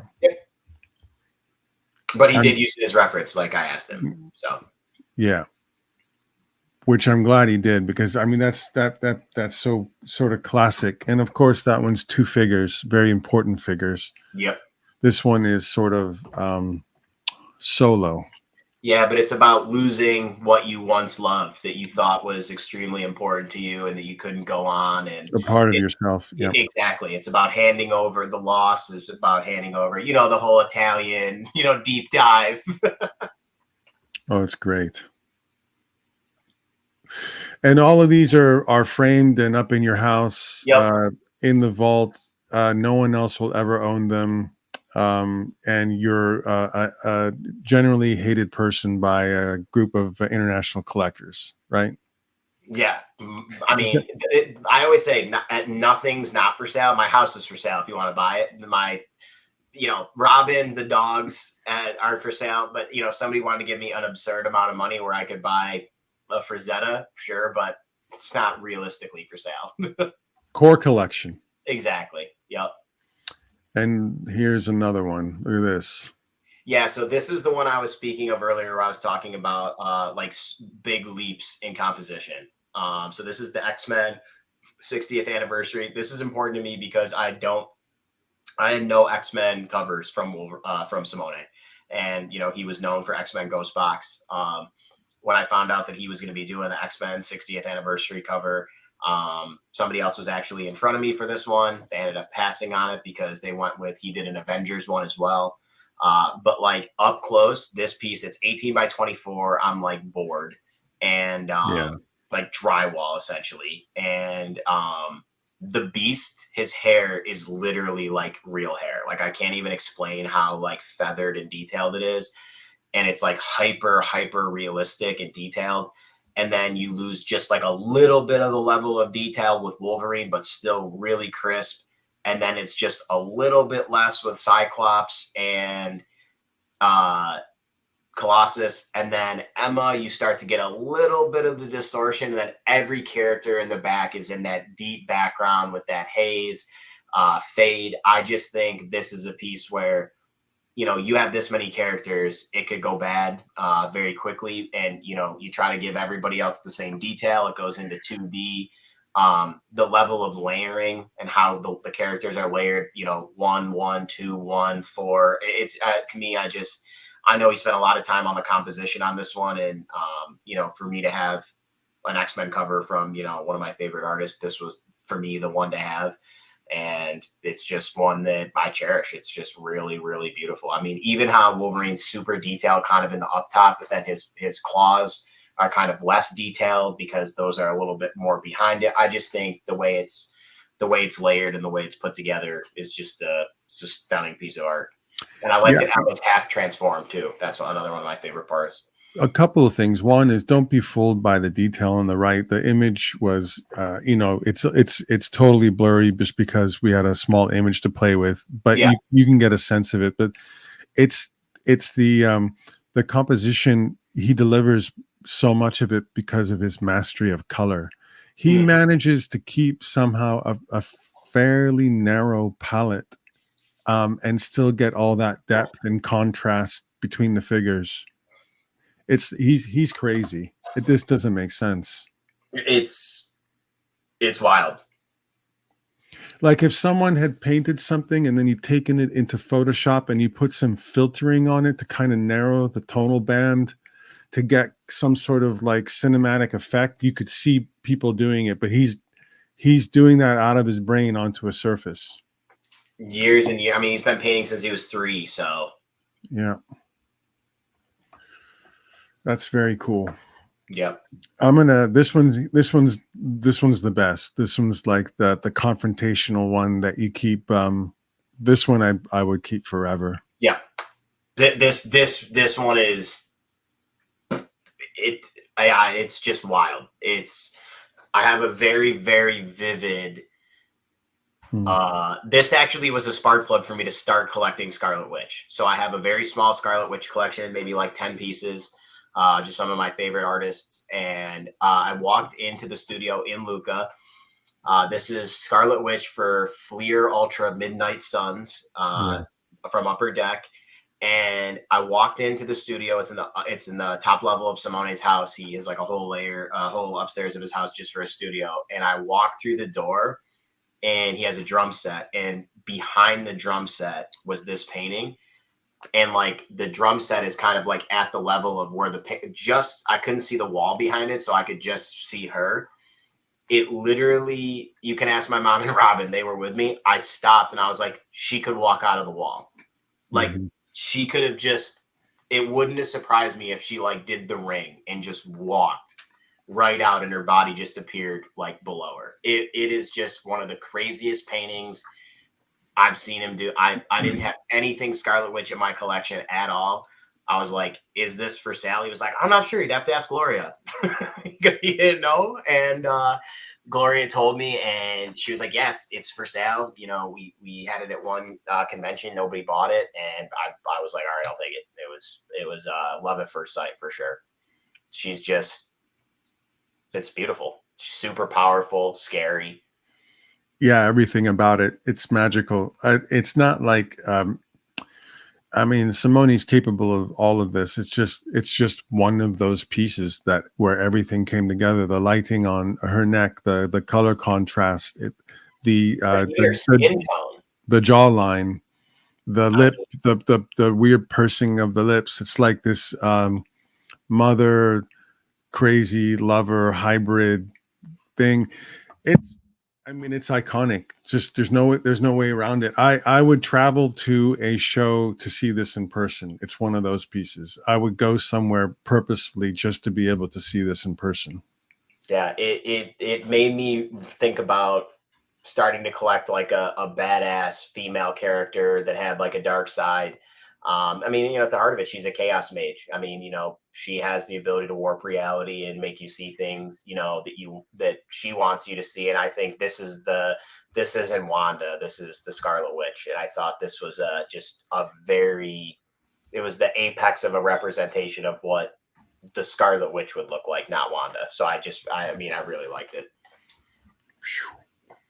Robin likes this one, you said, right? She does, yep. So Robin's room, she has a closet and like a big walk-in closet, and that's where all the Scarlet Witch art room is, because she likes the Scarlet Witch. So she has a bunch of different Scarlet Witch paintings in there. How did you frame this one? Did you go with like a wooden frame, a thicker wooden frame? Like all the Scarlet Witch is all in, it's like a white high gloss with scarlet matting and then the glass. So I try to keep all the Scarlet Witch ones uniform, all the Death Dealer ones uniform, and then I see. Yeah. I had to take that off the screen. I got to clear my head a little bit. Wow. And he had a Doctor Strange next to it, because that was from Midnight Suns, and it was him kind of like this, and it was like him doing like the two sling ring things with like kind of like a gold, like he was making a circle, and like that was wild. And like his Doctor Strange is probably one of my favorites. Mm-hmm. And it was for sale. I was like, nope, I'm all set. I'll just take Wanda. Like, I'll take the Scarlet Witch. It was crazy. Well, put me in the queue on that one, huh? Let's go. Let's go with some Frank Cho to clear our heads a little bit from her. Exactly. So I think this is, in my opinion, this is more of a Wanda version of the Scarlet Witch. Frank is a master, I think, at drawing females, anatomy. I love the perspective of this piece with the hand coming forward, the background's insane. And this piece is really cool to me because I've been on the list for 3 years for Frank, 2 or 3. And I asked him to do the Scarlet Witch, and he drew Spider-Gwen. And he like sent it to me. I was like, oh, I requested the Scarlet Witch. He was like, whoops, my bad. And like another year went by before I was able to get Scarlet Witch. The wait was long, but this is actually also an oversized piece. It's like 14 by 20. He brought it to me at a show, like rolled up in a tube and just like passed me the tube, and I didn't see it yet. And I had just, unrolled it from the tube and was blown away. I really love it. I like the artistry in her hair. I think the background's great. I think Jason, maybe there is a little bit of that in there. I agree. Yeah. I agree. That is beautiful. Again, Cho sometimes is all over the place with his size. I'm just curious. Is this one a little bigger than normal? 14 by 20. Right. And like not 16 by 20, not 13 by 19. 14 by 20. No, I love that. Especially I love that size with that background. It gives it more of a poster. Yeah, it's not as like condensed. So the like scale goes really good with the size. Awesome. And we got, is Scarlet Witch, sorry if you said this and I zoned out, is this something that you and Robin kind of collect together? Does she have an interest in this? I don't want to say she collects, but she likes the Scarlet Witch a lot. Like that's her favorite. Good. Like, when we saw Doctor Strange 2 in the Multiverse of Madness, she really liked that she was like a villain, and she just liked she's cool essentially. She likes her powers, and I had never collected like any female characters before. I'd always been Black Bolt, Doctor Doom, Death Dealer. That was kind of it, and I kind of just started asking her, and she's like, oh, I like the Scarlet Witch. So I ended up getting a piece. She really liked it. And then it just kind of grew from there. And all the Scarlet Witch stuff is in her closet. Right. So. Okay. Well, here's another one. Yeah. This is just wild. The Sienkiewicz. Yeah. I tried to post a lot of stuff I tried to do a lot of stuff on here that wasn't on my CAF, but my CAF is severely outdated. I definitely need to put more stuff on here, but, this one I had gotten done by Bill at New York Comic Con last year. Oh, wow. And He it was did this at the show. no pre-show. Okay, that makes more sense. Yeah. Yeah, I picked it up, and it was worth the wait. I mean, you know, Bill, the list gets a little long. He forgets or whatever it is, but man, you know, it's I have I'll give you a very good. If Tarek's still in here, he loves this story. The second Lake Como that I was at, Bill was sketching for free, and I get in line and I'm there, and it was my first attempt at ever having a sketchbook, which I've then had 2 more attempts at, and I've given up on. My first one, I was like, it's my first Lake Como. I'm going to do a sketchbook. I bought a book in Italy, like, Italian paper, hand tied, leather bound. I gotten like a DK Ruan, a Simone, a Gabriele, a couple pieces. And I go up to Bill and I'm like, any Marvel character. He's like, yep, just come back in like 10 minutes. No problem. Come back. Dude drew Batman. My Marvel book. Come on. Swear to God, ask Tarek. T-Tat, if you're still in here, Tarek, if you're in here, it's one of the best Bill Sienkiewicz stories of all time. So that literally halted me on the sketchbook because I was like, well, shot now. But I ended up talking to Bill about this piece, and I love the way he made the energy. I love the way he used her powers, and if you see it actually from her left hand down, it actually ties in to his signature as like part of the energy, which I think is just class. I mean, that's just Bill at his best. I mean, I love this piece. That's great. No, I love it as well. Easy to love, and Timothy Guerrero is trying to sell you an Adam Hughes piece. I mean, I'll take a look at it. I have an Adam Hughes Black Bolt. I do not have a Scarlet Witch, and the Adam Hughes Black Bolt I have, it's in my CAF. He literally signed it. It's Black Bolt screaming, and it's like 20 A's and then 1 H at the bottom, like him screaming but it's just Adam's AH. It's actually classic Adam. Yeah, and then same thing. I'm like in line, he's like, I'm like, hey, like, it's like 11. Bill's supposed to be signing. Like, when do you think he's gonna show up? He's like, hey, you haven't met Bill before, have you? I'm like, no. He's like, we could be here for like another 2-3 hours. It's Bill o'clock. And that was how it went. Yep. Yeah. Amazing. Yep. Absolutely amazing. And always worth it. Always. I just saw him at San Diego. I hadn't seen him since before the pandemic, and it was like I shouldn't say this. I got in line and I was being polite about it, and he was talking to a girl in a wheelchair, and he got up and was talking to her while leaving her, and he went all the way around the line and came and gave me a hug. I love it. And I'm like, you stopped talking to a fan in a wheelchair to come and give me a hug. Yeah. That's Bill. Love it. Look at this. Come on. So he this feels like he doesn't do this very often. He feels like he's showing off a little bit. If you ask him about this one, he will tell you, I still don't know how I got the bronze. Like, I still don't know how I got the armor and the helmet. It's just crazy. So I have Death Dealer #1, which oddly enough, it's on my CAF, and I bought the first Death. Simone's only ever done 3 Death Dealers. The first one he ever did was a private commission. It went up for sale on Catawiki. I bought it. It never shipped. Got my money refunded. It went up for sale on Catawiki again. I bought it again. It never shipped. It was definitely same guy. Do you know? Nope. Different name. Yep. Different name. It was definitely being used for like a scam type of a deal.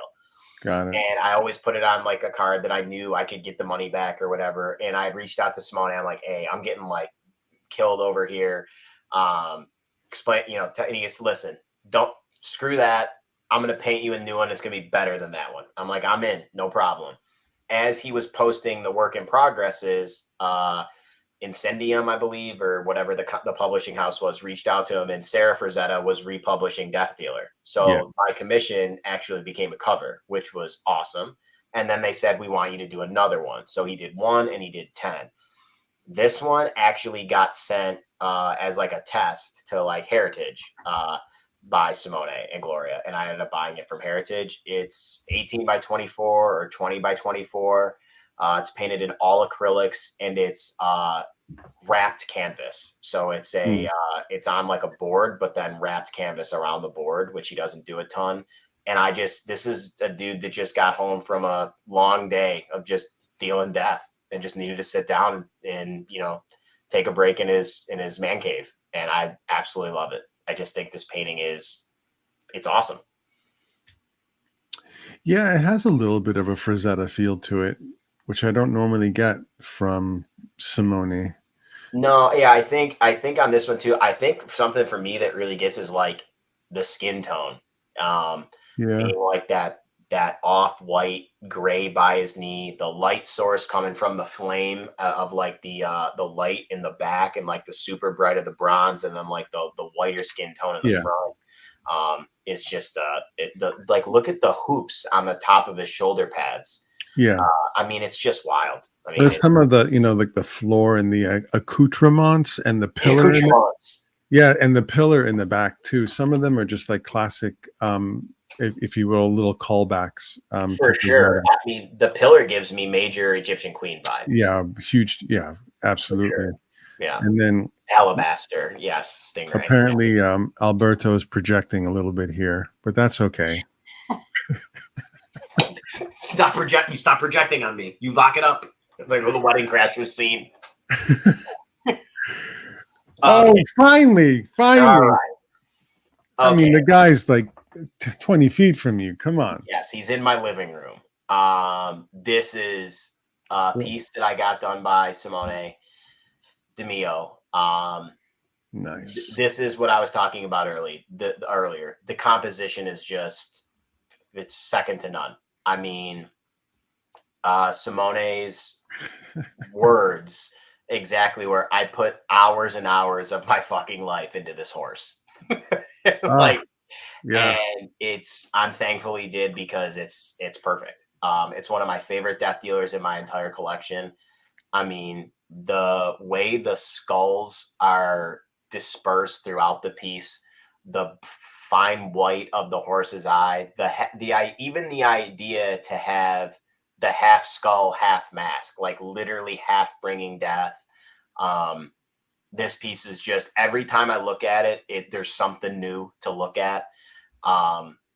Something new catches my eye on it. I just think it's just an absolutely absurd piece of art, and it's A3. And like I said earlier, horizontal. I'm a sucker for shikishi board and horizontal pieces. If you can, any of those two things, if anybody puts in front of me, I'm always more likely to take a look at. I just love them. But just the tones of the horse, this could have very easily turned into just a black blob, and how Simone was able to really differentiate where the tones are, the blacks, the light, coming from. It's a crazy piece of art. Too many skulls. This could never be up on Bill's wall. Way too many skulls. Yeah, I guess this is Bill from Hawaii. Yeah, Bill. Too many skulls, man. Can't use it. Yeah, but it's just a really, really stunning piece of art. I remember I picked it up from him at Toronto Fan Expo, and about almost a year ago, and I was like, holy crap, this is just, it was amazing. Yeah, it blew me away. Sorry, was this published? I don't know if I was listening too closely. It is not published. No, it could be. I mean, it's at that, level, obviously, but it's just an amazing commission illustration that he did for me. Stunning. Yeah. I mean, just wild though. Like, the easy out there would have been, I didn't tell him death dealer on horse, or, death dealer in this position.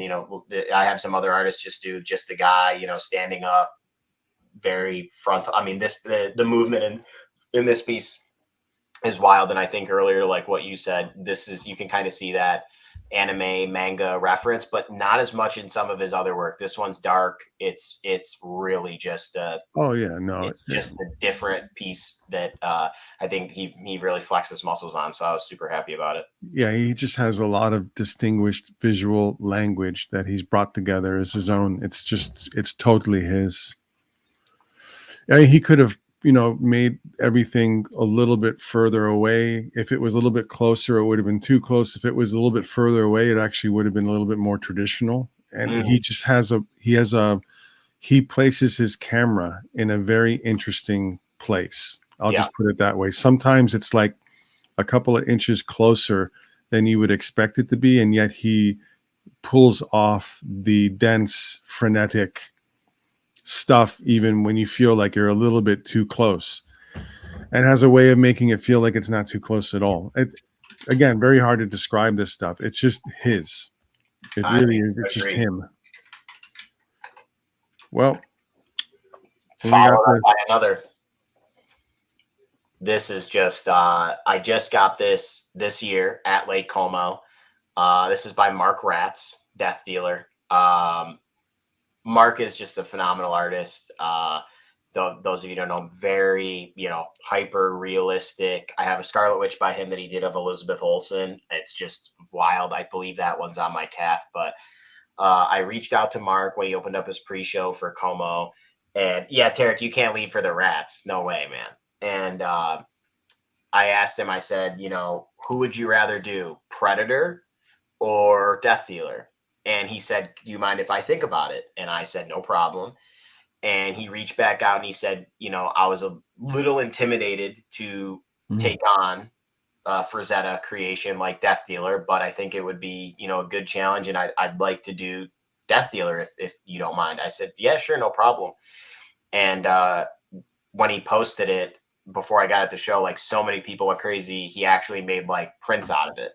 And apparently it's going to be like a published image, and it's going to be his, what's it called? Like banner for conventions for next year and stuff. But it really is just a really crazy piece. I love that he's not armored on the top. The anatomy is just perfect. It's like if like Schwarzenegger Conan put on a Death Dealer helmet. And then I love the huge shield behind him. All the lettering, like it just looks like it's a very movie poster-esque piece done on black paper. And he just knocked it out of the park. And what's the medium on this? Gouache, colored pencils. Okay, that's what was throwing me off, because it did look like there were pencils used. Yep, mixed media. So pencils, inks, and gouache paint. Yep. Wow. And I mean, just like the tones he was able to achieve in like the shield, and then like how his back leg fades away like into the shadows, but then you can still see like the more like detailed foot in the foreground, but then it's the opposite where like his leg is more visible on the other leg, and then his foot goes into the shadows. Like it's an amazing piece of art. This one's at the Framer right now, actually. Yeah, Mark's Star Wars work has that same poster look as well. Yeah, I mean, he was a big, I think, like Drew Struzan,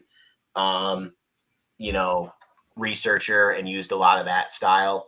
But Mark does some just amazing stuff. If you can ever get a commission by Mark, I would highly, highly recommend it. Yeah, Prisma colored pencils, Copics with gouache paint. There you go. He gives like a COA that has it all on there. Yep. That's an interesting combination to get the effect that he did. It's a lot of work. Right? Because you can tell it's not oil, but it has some qualities of oil paints. Yep. Hit that thumbs up. Bill's right. I don't know how many likes we're at. I can't see. Somebody needs to be rallying the likes. Hit it. Thumbs down.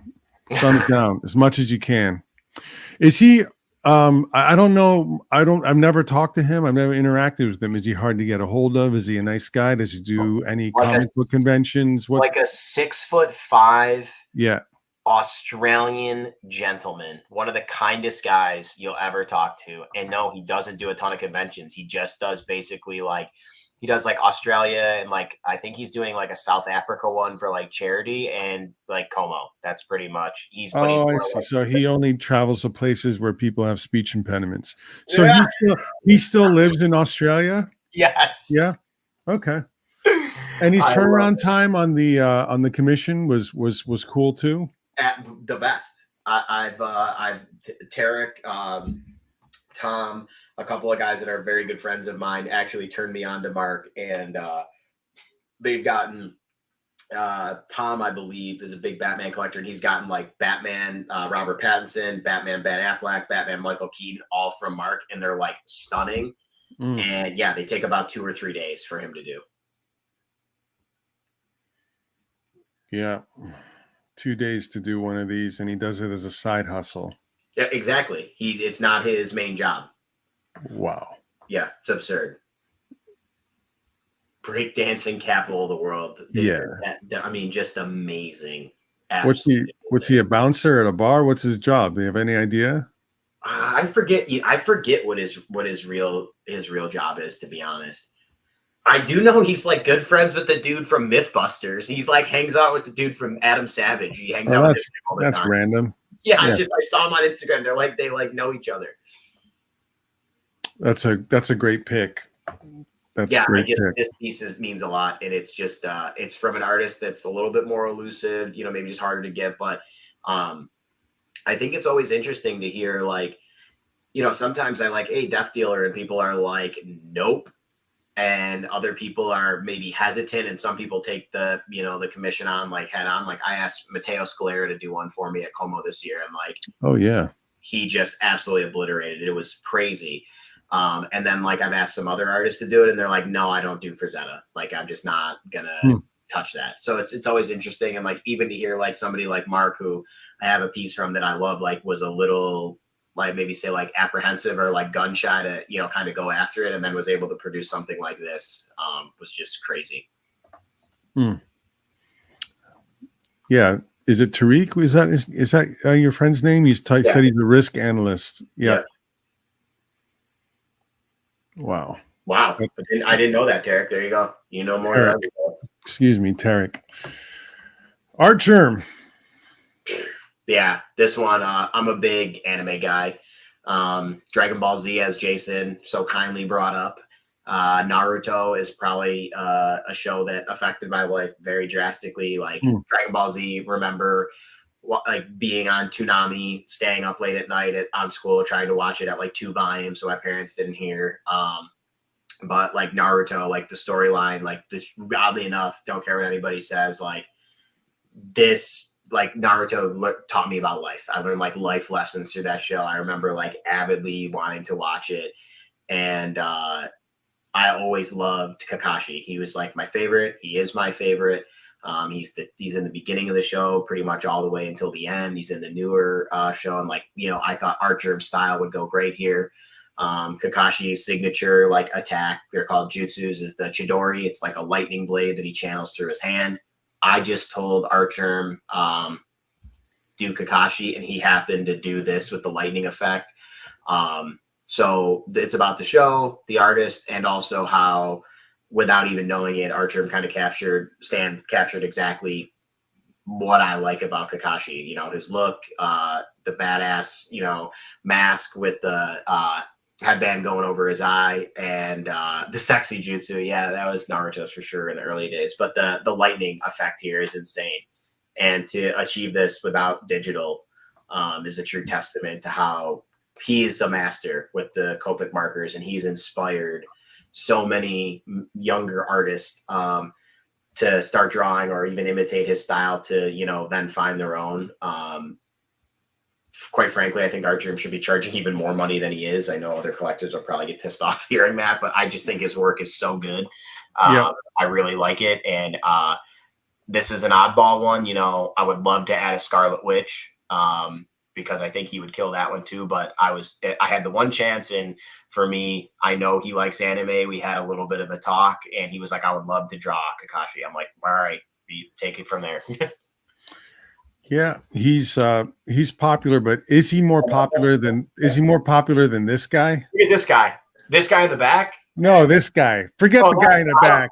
DeMeo. Hello. We got Aranga. Hello, Kasra. You came in right when Simone DeMeo showed up. Yes, this is a CAF field report. Oh God. Good. Hello. Yeah. You know what? I can smell alcohol on your breath. No, there's no alcohol here. But what I'm doing is I'm doing the man on the street segment right here. I've met a couple of people who have known Ditullio for a long time, and I wanted to know what they thought of him. So here we go. Hey guys. Hey guys. Like, like you know Matt Ditullio. Like, what do you think of him? Oh shit, that boy a snack. Oh, A snack. a snack. A whole Yeah. snack. There you go. One word description. A very handsome Snack. gentleman. He's sexual In a sexual way. in a sexual way. Highly sexual. Very sexual way. So far we got He is snack and racist sexual. Riz as fuck. Yeah. All right, Castro, that's it. Cap Field report over. I hope you guys are having a great time. Much We- love. Thank you, Adios. brother. Thank you. Get that microphone wet again. Yeah. Oh my God, I love this guy. He's too much. Man, He's did you too know? much. Did you actually know those guys? Or were I they just, don't know any of those dudes. yeah, I figured you didn't know. When he said I'm going to introduce some guys that have known Matt for a long time, I knew I wasn't going to know any of them. Yeah, and poor Simone walked in right when Oranga showed up drunk. Sorry, It's Simone. perfect. Yeah, see, John's right. And actually, John had just did a amazing Kakashi commission for me that's going to be coming back from Jiggy. And I'm working on something special with Jiggy and maybe like another Naruto piece. But yeah, John really delivered a really slick commission for me. Lots of zip, which I'm excited about. So I'm going to wait for Jiggy to post it. Awesome.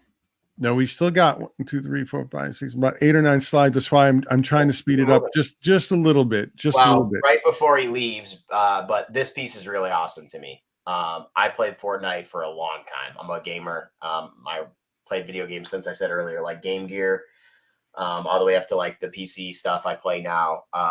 When I found out that Simone was going to be doing a Fortnite loading screen, I've been playing Fortnite since season 2 or 3, late season 2, early season 3. And this season was based on like Fortnite racing. And this is like a perfect storytelling loading screen. In the first panel on the far left, that's not here, was added digitally, is the word ready. The girl with the sunglasses down, it says set. And then the far panel where the girl's driving on the right with the car in the air, it says wreck. So it's ready, set, wreck. And it's like a Fortnite racing screen. Got the classic Fortnite loot llama pickaxe, the pump shotgun, a couple of my favorite things. But I really like the way that this is like a storyboard rather than just a loading screen. And when Simone told me he was working with Epic Games, he knew how much I liked it, so he gifted it to me, which was very special. So I really appreciate it. Awesome. Yeah, that is awesome. Yeah. Beautiful. Salmon tonight, Nick. Wow, steak tomorrow. Smart. These are gigs that Simone can take on. No, he's DC exclusive for a while, or no? Yeah, DC exclusive. His contract's up in like October, I think. I'm not 100% sure, but because this was not technically published, it was just like a loading screen in a digital format. He was able to do it inside of his exclusive. Awesome. Yep. Well, let's move on to another beautiful Bianchi. Listen, I like what I like, and I like a lot of it. So if you're not a big Bianchi fan, maybe this isn't the exact show for you, but this is, what I'm very passionate about. This is exactly some of the things that I really enjoy. This is the name of this piece is King Namor in the Four Moors. And the Four Moors is a statue in Livorno, Italy. It's literally like a hand sculpted statue right in the city center. And it's about like Italians being, their villages being taken over. And basically they had to rise up and stand up. And then they actually enslaved the what would be like Moors, which were like the Ottoman Empire essentially. And this is to like symbolize Italian, the Italian culture, the triumph of standing up for themselves and being able to, fight for what was theirs. And Simone marvelized it. So it's King Namor in the Four Moors. He used Spider-Man Iron Man, Cap, and Hulk. And he used Hulk as bald because the statue of the 4 Moors in Livorno, all of the Moors are actually bald. So that's why Hulk has no hair. And when I asked him about the composition of it, he said he wanted to be true to the statue, which if you look it up is it's very accurate. He said, who would I have thought that could have done this? And there were only 2 people, and that could have, put these guys in chains, and it was only Namor or Doom. And he said he chose Namor because he wanted to do a water type background, big splash behind it, like with a wave. And he actually submitted it to Marvel to be a cover. But it was rejected because they wouldn't put their heroes in chains. So I like it because it's fine art mixed with comic book art, which is like my passion. Anything that has historical significance, that's withstood the test of time. Like if you go to Italy, you see statues that look like they're from yesterday, and they were from hundreds and hundreds of years ago. Yep. And when I was able to see the 4 Moors statue, and then able to go into the art exhibition and see this piece, and then when I asked if it was for sale, it was. So I just purchased it right off the wall. No, it's majestic. I'm not familiar with the statue. Do you know the character that is elevated next to Namor? Is there something about that character in the original statue? I'm not 100% sure. I wonder if there was reason to pick Spidey for that character. Yeah, I'm not. Maybe that was like their leader, and then he chose Spider-Man for that. I'm not 100% sure. It's fantastic. Let's move on here. Let's go. And that one's 18 by 24, so it's another huge piece. And then same thing. I put these back to back on purpose because my favorite statue in the whole world is Perseus holding Medusa's head. It's in the main piazza in Florence. Every time I go to Italy, I stop in Florence. I eat a sandwich under it. I grew up watching Clash of the Titans on VHS with my uncle and aunt who used to watch me. Nice. I just thought I was fascinated by Medusa. I thought she was just crazy looking. I loved Perseus. He took on challenges he had a winged Pegasus. Like that movie it fascinated me. And I told Simone about it, and I told him how much I loved the statue. And he was like, all right, well, I'll just create you one with Marvel characters. So, Wolverine holding Sabretooth's head with the Muramasa blade, with a homage to Perseus holding Medusa's head. I just got it this year. It's in the pile to be framed. It'll be framed soon. And this one will go up in my bedroom for sure. I mean, it's just absolutely absurd piece of art. Yeah, no, it's beautiful. Wow. The whole like forest background, Simone uses a technique where he's like uses his own spit and like a napkin and like blots it with paint to give it like texture. So like that whole like from his like ankles up to his knee behind him there, it's actually like topographic kind of like it's all like bumpy and like it's just it's got a crazy texture which gives it like this very 3-dimensional feel. Yeah, it's like a thicket. Beautiful. Yeah. Last great stop motion movie, dude. Clash of the Titans will always be in the top 10 movies for me ever. That movie, man, I love that movie. I still do. It stimulates the imagination when you watch it. Really did. Like, and I mean, now you watch it and it looks so bad, but even though when it's looking hokey, it's still you accept it as a style because it's still doing something to initiate your own imagination. You get to participate. You get to participate in it. Yep. Yeah. I remember watching as a kid thinking like, man, if there is a horse out there that flies, where is it? Like, it was so cool. Mm-hmm. Yeah. No, another Italian painter. Not too bad. Gelato, huh? Yeah, this is Amazing Spider-Man. I don't know, Castor, can you see the thumbnail? Like 7 something? 782. Let me see.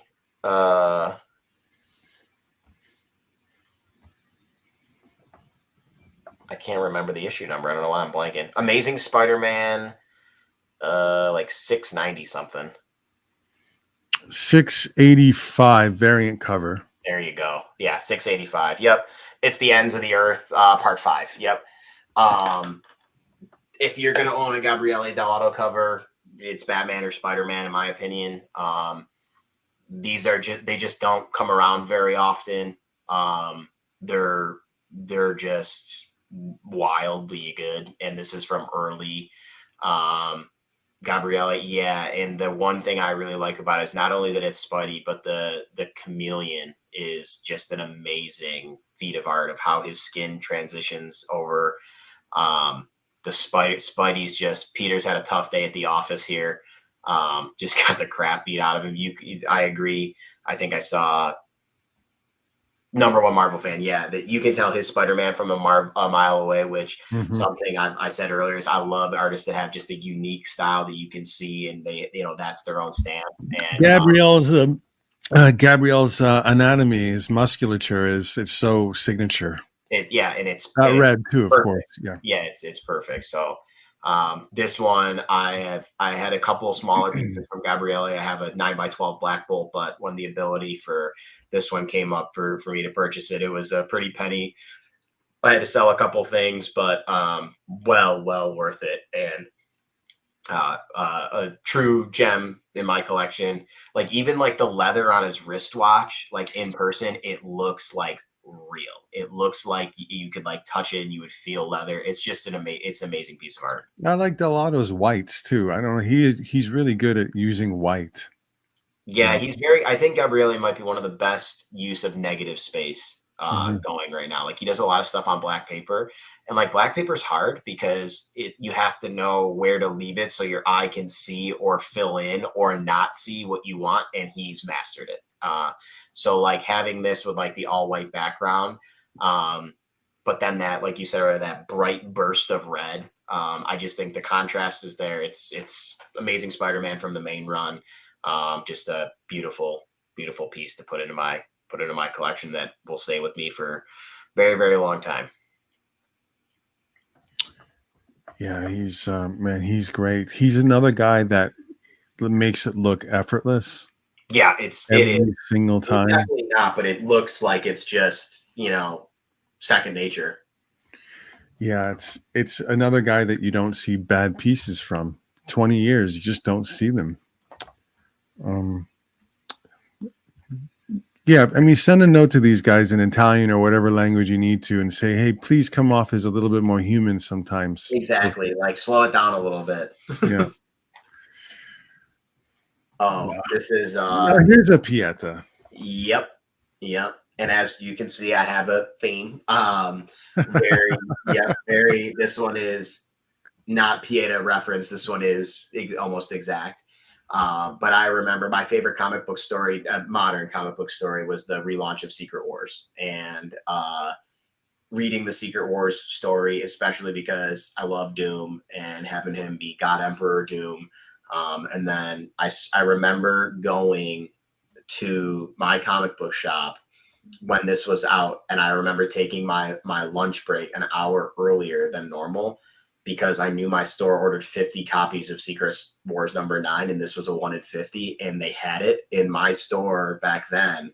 Was like a very like reader friendly shop, so the variants were just in the pile at cover price, and I waited outside for 55 minutes, sprinted into the store, grabbed this book, put it in a bag and board, bought it, left the store, and got back to work. And then the cover came up for sale from an Italian collector. He reached out to me, and it was an immediate buy. It's one of my favorite pieces in my collection. Simone loves drawing the Thing. This is one of his better renditions, in my opinion. The skulls, way too many skulls for Bill, for sure. But just a truly amazing piece of art, and it's 18x24 on like super thick board. I'd like to see this one in person, and I like that thing. I'd like to know what Snork thinks about it. It's this one. I will say the Human Torch literally looks like a smoldering fire in person. It's like a deep ember, but then by his head and by like his stomach and the back of his leg is like a very vibrant, bright burning orange. The reflection like off the Thing's chest, like just a crazy piece of art. Yeah, that thing that Simone did for Snorik at OAX, the headshot, I mean, crazy. was unbelievable. Looked like it was made out of actual rock. It's yeah, that one was disturbingly good. Speaking of that one, actually inspired him. Instead of doing like a new sketchbook or something, right now I think we're in the works of making a headshot book. So the book is going to be all headshots from Simone throughout the past like 6 years, and because it's one of his like favorite media or favorite things to do. So putting a book together of just all headshots. Very cool. Yeah. This one is just crazy. I absolutely love this painting. This is a newer one. It is Avengers Twilight #2 by Alex Ross. It's 13 by 19, painted in all gouache, and it is the new design of the Iron Man armor with the different arc reactors and the different lighting in the knees. I also have the preliminary layout design for this armor by Alex. So he does his prelims. It's like a frontal, a profile, and a back. Just an absolutely, I mean, this is a mind-blowing piece. When this came in the mail, I opened it up with my fiance, and like when I took the dust cover back and like opened, she was literally like, "Wow, this is amazing." And that's all you can say about it. I mean, like the yellow coming from the arc reactors literally looks like it's a light. It's like such a crazy effect, and I think Ross is just a living legend. He's the best American painter, comic book painter alive right now, in my opinion, and he's still doing better and better work. It's just it's impressive. I don't know, but when I saw this one, I had to have it and had to add it to my collection without a doubt. Yeah, he has so many bags of techniques at his disposal. We, at San Diego, Sal had the big setup there with a whole bunch of Ross paintings, right? And there was a painting that had someone like holding an old like Silver Age comic book, and it had been ripped open in the front, and someone had like burst through the front of it on the actual cover. Yeah. And I'm looking at it and I'm like, who the frack would want to paint that? He matched the colors and the textures of like a book from like 1965 perfectly. The paper and then had it ripped open and out towards the viewer in an environment that was modern day with a modern palette. And if you looked at it, you're just like, why would anyone want to make the effort to even do that? That was an odd thought to go through my head. And I just realized that, and I'm looking at this, he just has so many techniques.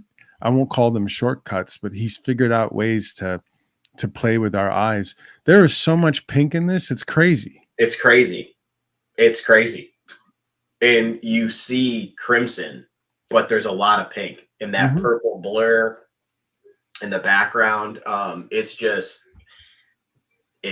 a divine piece of art. And I mean, even like to get the metallic in his like quads on the inside, it's a feat. But like you said, he's been doing it for so long. He's found the sweet spot on how to get to where he wants to go and just make it look amazing. Yeah. And he's not going anywhere, and he didn't get tempted to do something else. He's a comic book guy from the Bay, from the day he was born, the day that he passes. Yep. And at some point we should all just sort of step back and go, it sounds a little bit weak, but we are lucky to have him. For sure. I don't think that's an understatement with him at all. 2 more pieces left. 2 very good ones. And then this one's very important. Yeah. Yeah. So as I said earlier, when I started reading, one of my favorite books other than the main FF run was Amazing Adventures. And I had missed an Amazing Adventures page at auction once. I missed out by like $800 or something, and I was just being too cheap, and you just don't see them too often. So this page is very special to me. I just got it this year. It's Amazing Adventures #1, page 5. it's Jack Kirby pencils with Chickstone inks. I absolutely love it. The 5th panel, full Black Bolt in flight. The first, couple panels, you have Medusa battling, the 5th panel flying in, and then the whole bottom panel is just Black Bolt just destroying these dudes off a bridge, like a rock bridge. Really meant a lot for me to be able to get this one. This was one of the ones where like I won on Heritage like late at night and like gave a fist pump and like yelled, and my fiance was like, "What are you doing?" I'm like, "It's not important. Don't worry. It's very important. I'll tell you later." I was like so excited. But yeah, this one for me is like I just never even dreamt that I would own, a Jack Kirby page from one of my favorite stories of all time with my favorite character on it, like doing battle. So I think it's got a lot. It doesn't maybe have the Kirby crackle, that might be the only thing that it's missing, but it's perfect for me. So I was very happy to add it. You get a lot of Kirby on one page here. Like in the guns, I like to, like the hair catching the bullet or like the projectile. Even the profile bolt at the bottom panel like that, where you have everything pushed off all the way just long to the right like that, is just classic Kirby. I really good Chickstone inks here too. Yep, they're not like thin and dainty. They're still pretty heavy and bold. Yeah, there were two, and actually, it's funny you said that because there was another page that was in the same auction from the same issue. And I just didn't feel like the inks were as strong on that page. So I actually went with this page, believe it or not, based off of the ink rather than just, the classic Kirby pencils, because I thought it was just a really good representation of, of Stone as well. So I was just very, very happy to add it. As many times as you've mentioned as Amazing Adventures, I'm going to go and read them. I've never read them before. Oh, yeah, man. Because like I said, I'm like a researcher. Like if I try to like, if I can at least understand how something works or like a little bit of background, I can start to extrapolate, on my own. And when I read Fantastic Four, I'm like, okay, like these had to get their own books. So then I bought the Inhumans one, and inside the Inhumans one, it said like, this is from Amazing Adventures. I'm like, what the heck is that? So then I just bought the individual issues and like off of eBay, like crappy condition, like some of them were falling apart or like not stapled, and I was like, all right. And then I went back and found like a compendium of Amazing Adventures that had like a bunch of different ones in them, and the Inhuman stories from the Amazing Adventures are just classic, old school comic books. This is tremendous. All right, congrats. You had to have this in your collection, otherwise you weren't a real collector. That's what everybody says. Yeah, that's it now.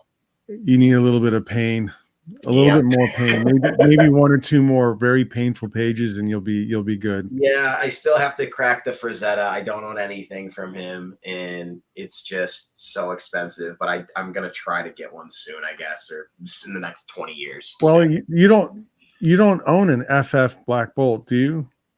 I do FF pages. Yeah, I do. Okay, good. But like a late. Oh, I meant Kirby. Yeah. So it's actually sitting right next to me. I have FF Annual, What If, and then FF like 120 something. Awesome. Well, here, one more. Yep, last one. Very important piece of art to me. This is the first piece I ever bought from Simone. It's Royals #1. It was a variant cover. This is the preliminary. If you say so. Yeah, exactly. This is the preliminary. I'll say it again. It's Royals #1. If anyone ever sees the original cover, there will be a finder's fee for you. I've been looking for like 6 or 7 years to try to find it. I make a post like once or twice a year about it. I think it's just in some Italian guy's collection. It'll never make it out. But when I saw this, it went up on their website. I would set an alarm on my phone every week to check, because I found out Gloria would like do website updates on Fridays.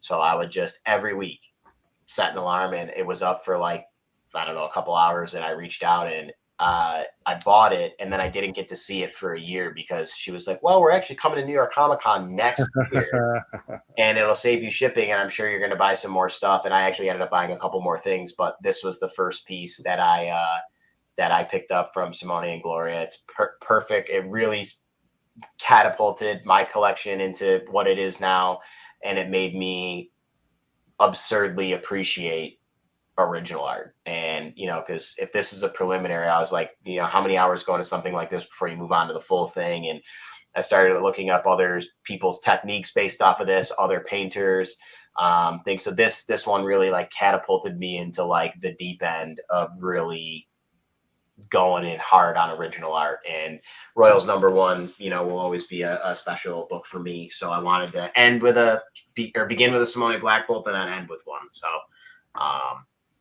that's where it is. That's what I got. We are all lucky to find this art collecting world. I feel very, very lucky. Yeah. I'm like you. I'm, Confessions of a Serial Collector, same sort of thing, right? Yep. And, at some point there's the chase, there's the things that you get out of it. But a lot of it is just your brain is on overload and overdrive, and you just need something to dive into deep. And there's just a joy of that, right? But then you run into art, original art, and it feel like you get everything back. Yep. You can go any direction. You can change your mind. You can be, you literally can become a different human being, and it's still going to hook you. Yeah. I can honestly say this in like the Confessions of a Serial Killer, Killer. My serial collector, serial killer mindset, whatever, is I've never felt fatigued collecting original art. Right. I have felt fatigued in my other collecting adventures.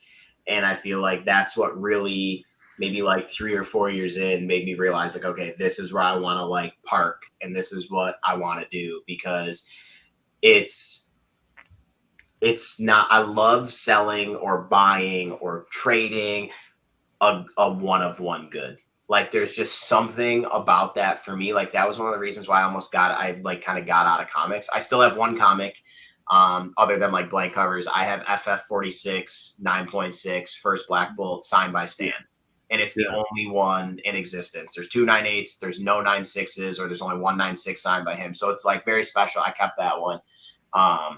But like there's a ton of X-Men ones. There's a ton of 181s. There's a ton of, ASM 300s. And hey, if that's what you collect, that's great. But I eventually started to, feel like, man, like everybody's got one of these or got this and when I started collecting original art and like other people had things that was similar to mine, it like sparked my interest, let alone like not having the same thing, like having even something in the same ballpark was like, wow, this is amazing. You have something like this. And it was really cool to see. And it just made me realize, like, as I started going, like, the people that create these are just as impressive, even more than anybody that collects it or has a massive collection. So then that kind of brought me to the back end of it, of, where I am now. But I think the days of me standing in front, like you said, I'm always, even like you now, like I get in line, I'll wait, because I did that for literally a decade.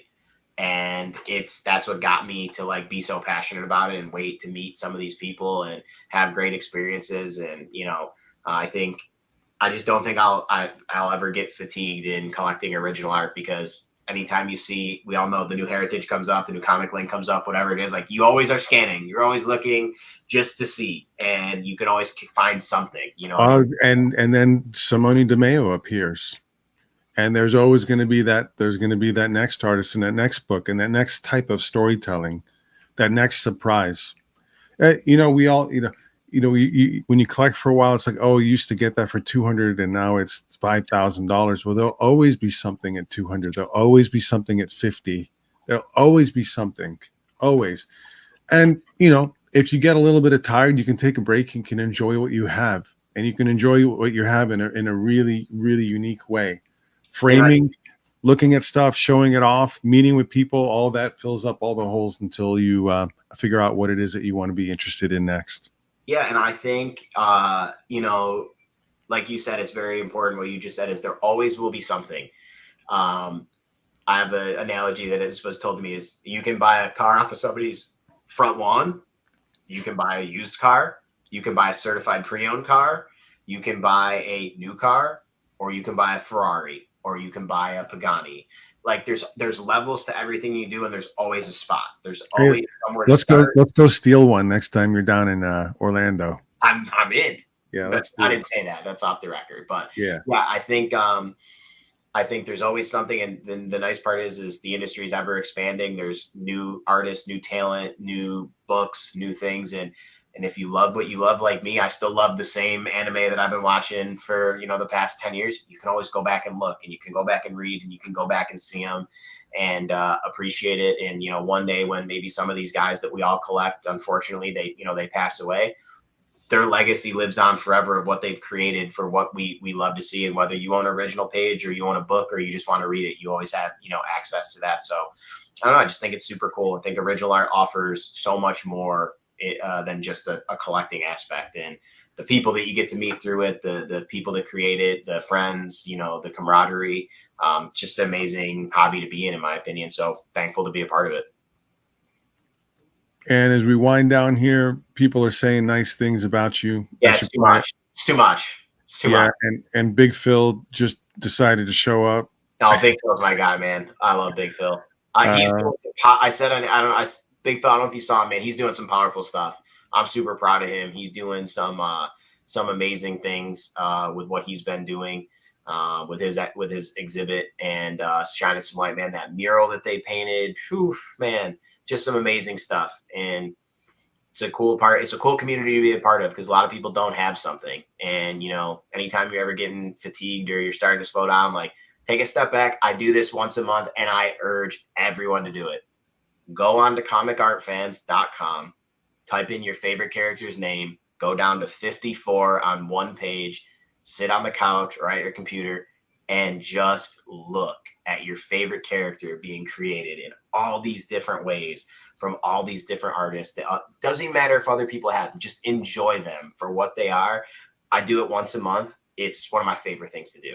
It just makes me happy. It's a great thing to be able to see Scarlet Witch from 1960 something to now and how she's changed and what she looks like. And you can see a little pop chibi anime version, and then you can see a pencil and ink from John Byrne. It's crazy. So I always enjoy it, and I thank you guys for having me on the show. I always will be on the show whenever you want. I love being on here.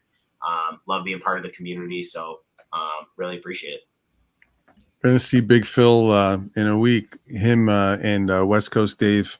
We're going to go to the August Wilson Center together. Nice. I'm just going to leave everyone with this. That's a snack. Jesus. Say hi to Robin for me. I will. And I hope we see both of you guys soon. I wish I could come up to Toronto. I completely messed up. I didn't know that was coming up so quick. Yeah, you did. Bro, I got here quick. Yeah, I was going to go to Terrificon this weekend. I couldn't make it, but I'm going to go to Pittsburgh for the Eddie P Con on the 24th and stay there for 2-3 days. Hang out with again West Coast the Avengers, Dave and Big Phil and a whole bunch of other people. Hopefully, Tyler T's coming in from West Virginia. Nice. But I'm going to come in New York Comic Con. So are all three of you going to be there? No Bianchi this year. We're okay for next year, but it will. Demio and I will be there. Yep. Okay. Yep. Yeah, I'll see you in New York then. Awesome. Well, thank you guys for having me very much. I appreciate it. And if anybody needs me, reach out to me on Instagram. You just want to chit chat and talk about art. You want to buy something? You want to sell me something? Whatever you want. I'm always here. I enjoy it. And I appreciate always. I try to have this every time what Comic Art Fans does for the community. It's just it's an amazing epicenter for us all to get together and to be able to talk about and see and chat, purchase, buy, sell, trade original art. So if you don't have a Comic Art Fans account, make one just to look at other people's and don't be afraid to upload your stuff. I think it's an amazing place to be, amazing place to hang out. So be more like Matt. See you guys. See you guys. Thank you.